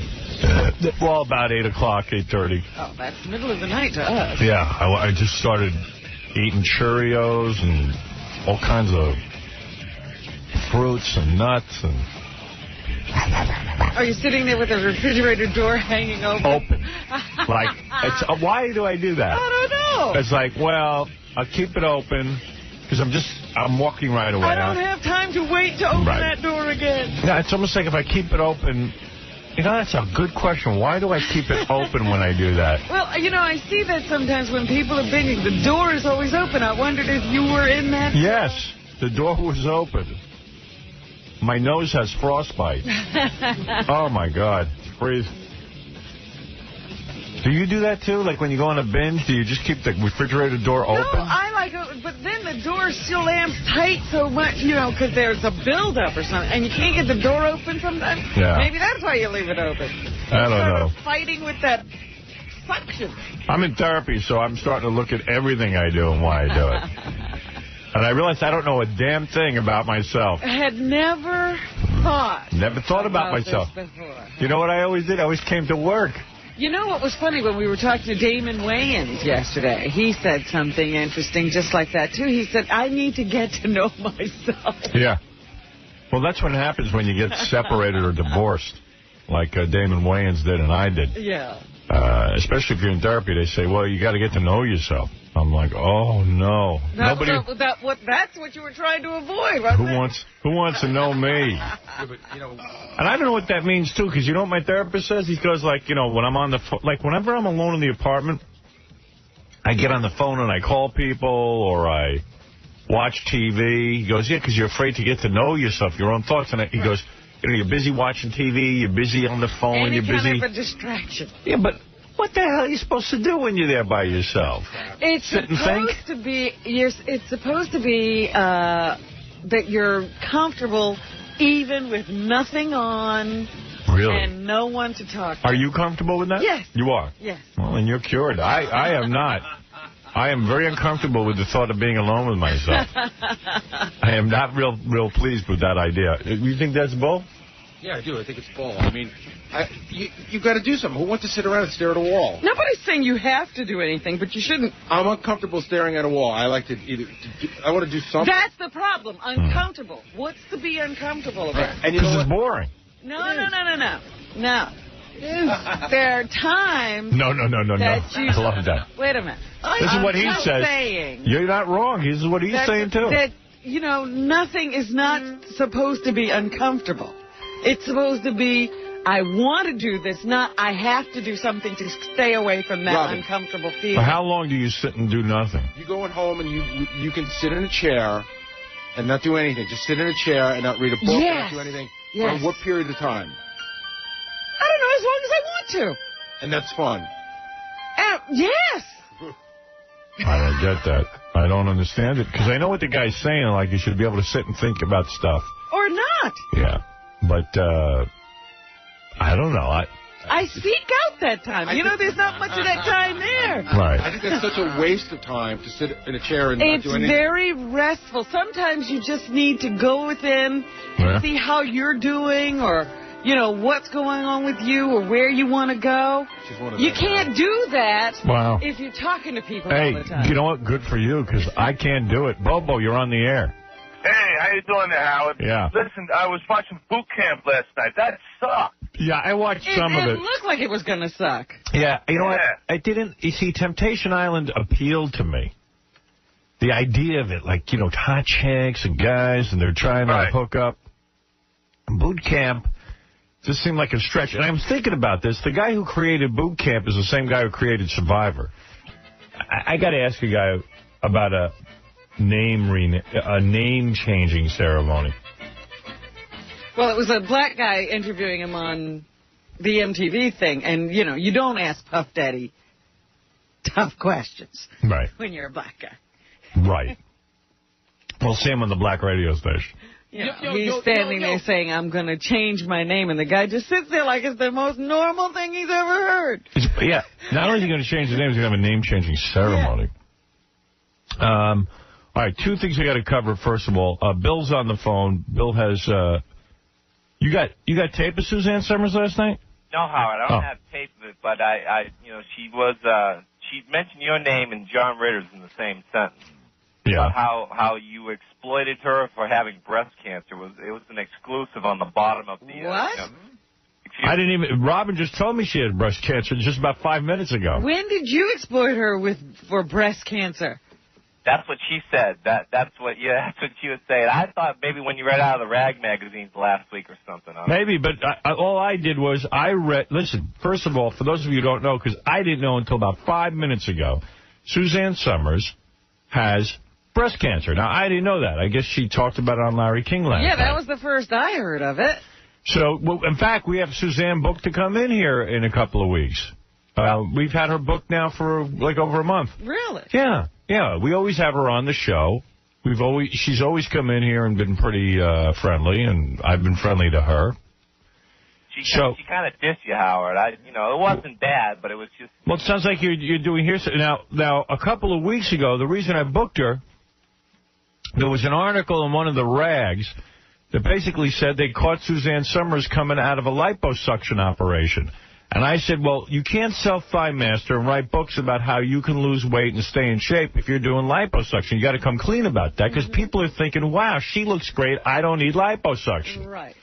So now she's saying on Larry King that she's getting the liposuction because it's part of an alternative cancer treatment, that she is going to a regular doctor, but she's also going to one of these, I don't know. She said she was taking some kind of homeopathic treatment. Yeah, homeopathic. Exactly. And so she says part of the homeopathic procedure is to take injections in the stomach. So she needed to lipo out all the fat so she could take injections. Listen. Now, homeopathy is supposed to be hundreds and hundreds of years old. Yeah. So hundreds and hundreds of years ago, where were they getting liposuction? Right. So, number one, I couldn't have dissed her about having breast cancer because I just found out about it 5 minutes ago. That's what she is implying. Well, she's implying something that ain't true. Well, we're taking this guy's word for it, and I'm not so sure. The one thing I know about the listeners, they try to get me into, like, situations, and then I hear the tape, and it's nothing. Yeah. You guys always try to rile me up. No. I'm not. Believe me, I'm not. Tell me what she said exactly. It's something to the effect that she was exploiting, that you were exploiting her, you and John Ritter. I just caught the first end of it. And what does John Ritter have to do with her cancer? That she mentioned both of you in the same sentence. Sounds like it was a joke. No, it wasn't a joke. She was serious about it. And then later on, Larry King asked her, what are these people, who said these things? And she said something that she was mad and this and that and the other. All right, here's a guy named Rico. He already says that you have it wrong. I was going to say, he sounds very confused. Yeah, Rico, go ahead. Yeah, Howard, what she said was that every morning on your show, you make mention of her breast, that's all. Oh. Nothing about the cancer at all. No. She was just saying that every morning you make fun of her. Plain and simple, about her breasts, that's all. Number one, I've never made fun of her breasts. I don't even know what that is. Well, maybe not make fun of them. You mentioned her breasts every morning on your show. That's what you... Well, then she's delusional, because I haven't mentioned her in months. I'm beginning to think that much like when Gilda Radner ran off the show because of her ovarian cancer, that something's wrong with Susan, too. Yeah, I mean, no offense. I got some girls coming in here who are a lot younger than Suzanne Summers that I might obsess over. But you certainly don't get up every morning and go, Suzanne Summers' breasts! Yeah, I don't know. I mean, you guys listen pretty closely. When have I ever mentioned Suzanne Summers' breasts? Except for when she's here, I go. I try to compliment her. I say she has a nice body. Yeah, I always say she has a nice body, because it's true, she does. But Howard, I think Jackie's writing a book on you, and that's why he's not coming back. He wants to release the book. Hey, Jackie can do whatever he wants, man. Let him go do his thing. This guy, again, doesn't know anything. He's just speculating. Yeah, again. No, Howard, wait till you listen to the tape. She was implying something there. I just didn't catch all of it. All right. I tell you what, if anybody has tape of the Larry King show last night, and I can't imagine the mental patient that sits and tapes that show. Only Larry has that. Larry's the only one with a tape of it. But I don't know. I got to hear the tape, but it just sounds kind of screwy to me. She was going on about how her sex symbol status too. She mentioned that. I was in and out. It was, you know. You were definitely in and out. You're not sure of what she said about anything. Because Rico's saying she didn't say anything like what you're saying. Well, she did. Believe me. All right. Thank you. Thank you. That's Scott, and thank you, Rico. Okay, Howard. All right. Hey, I'm not going to give it away right now, but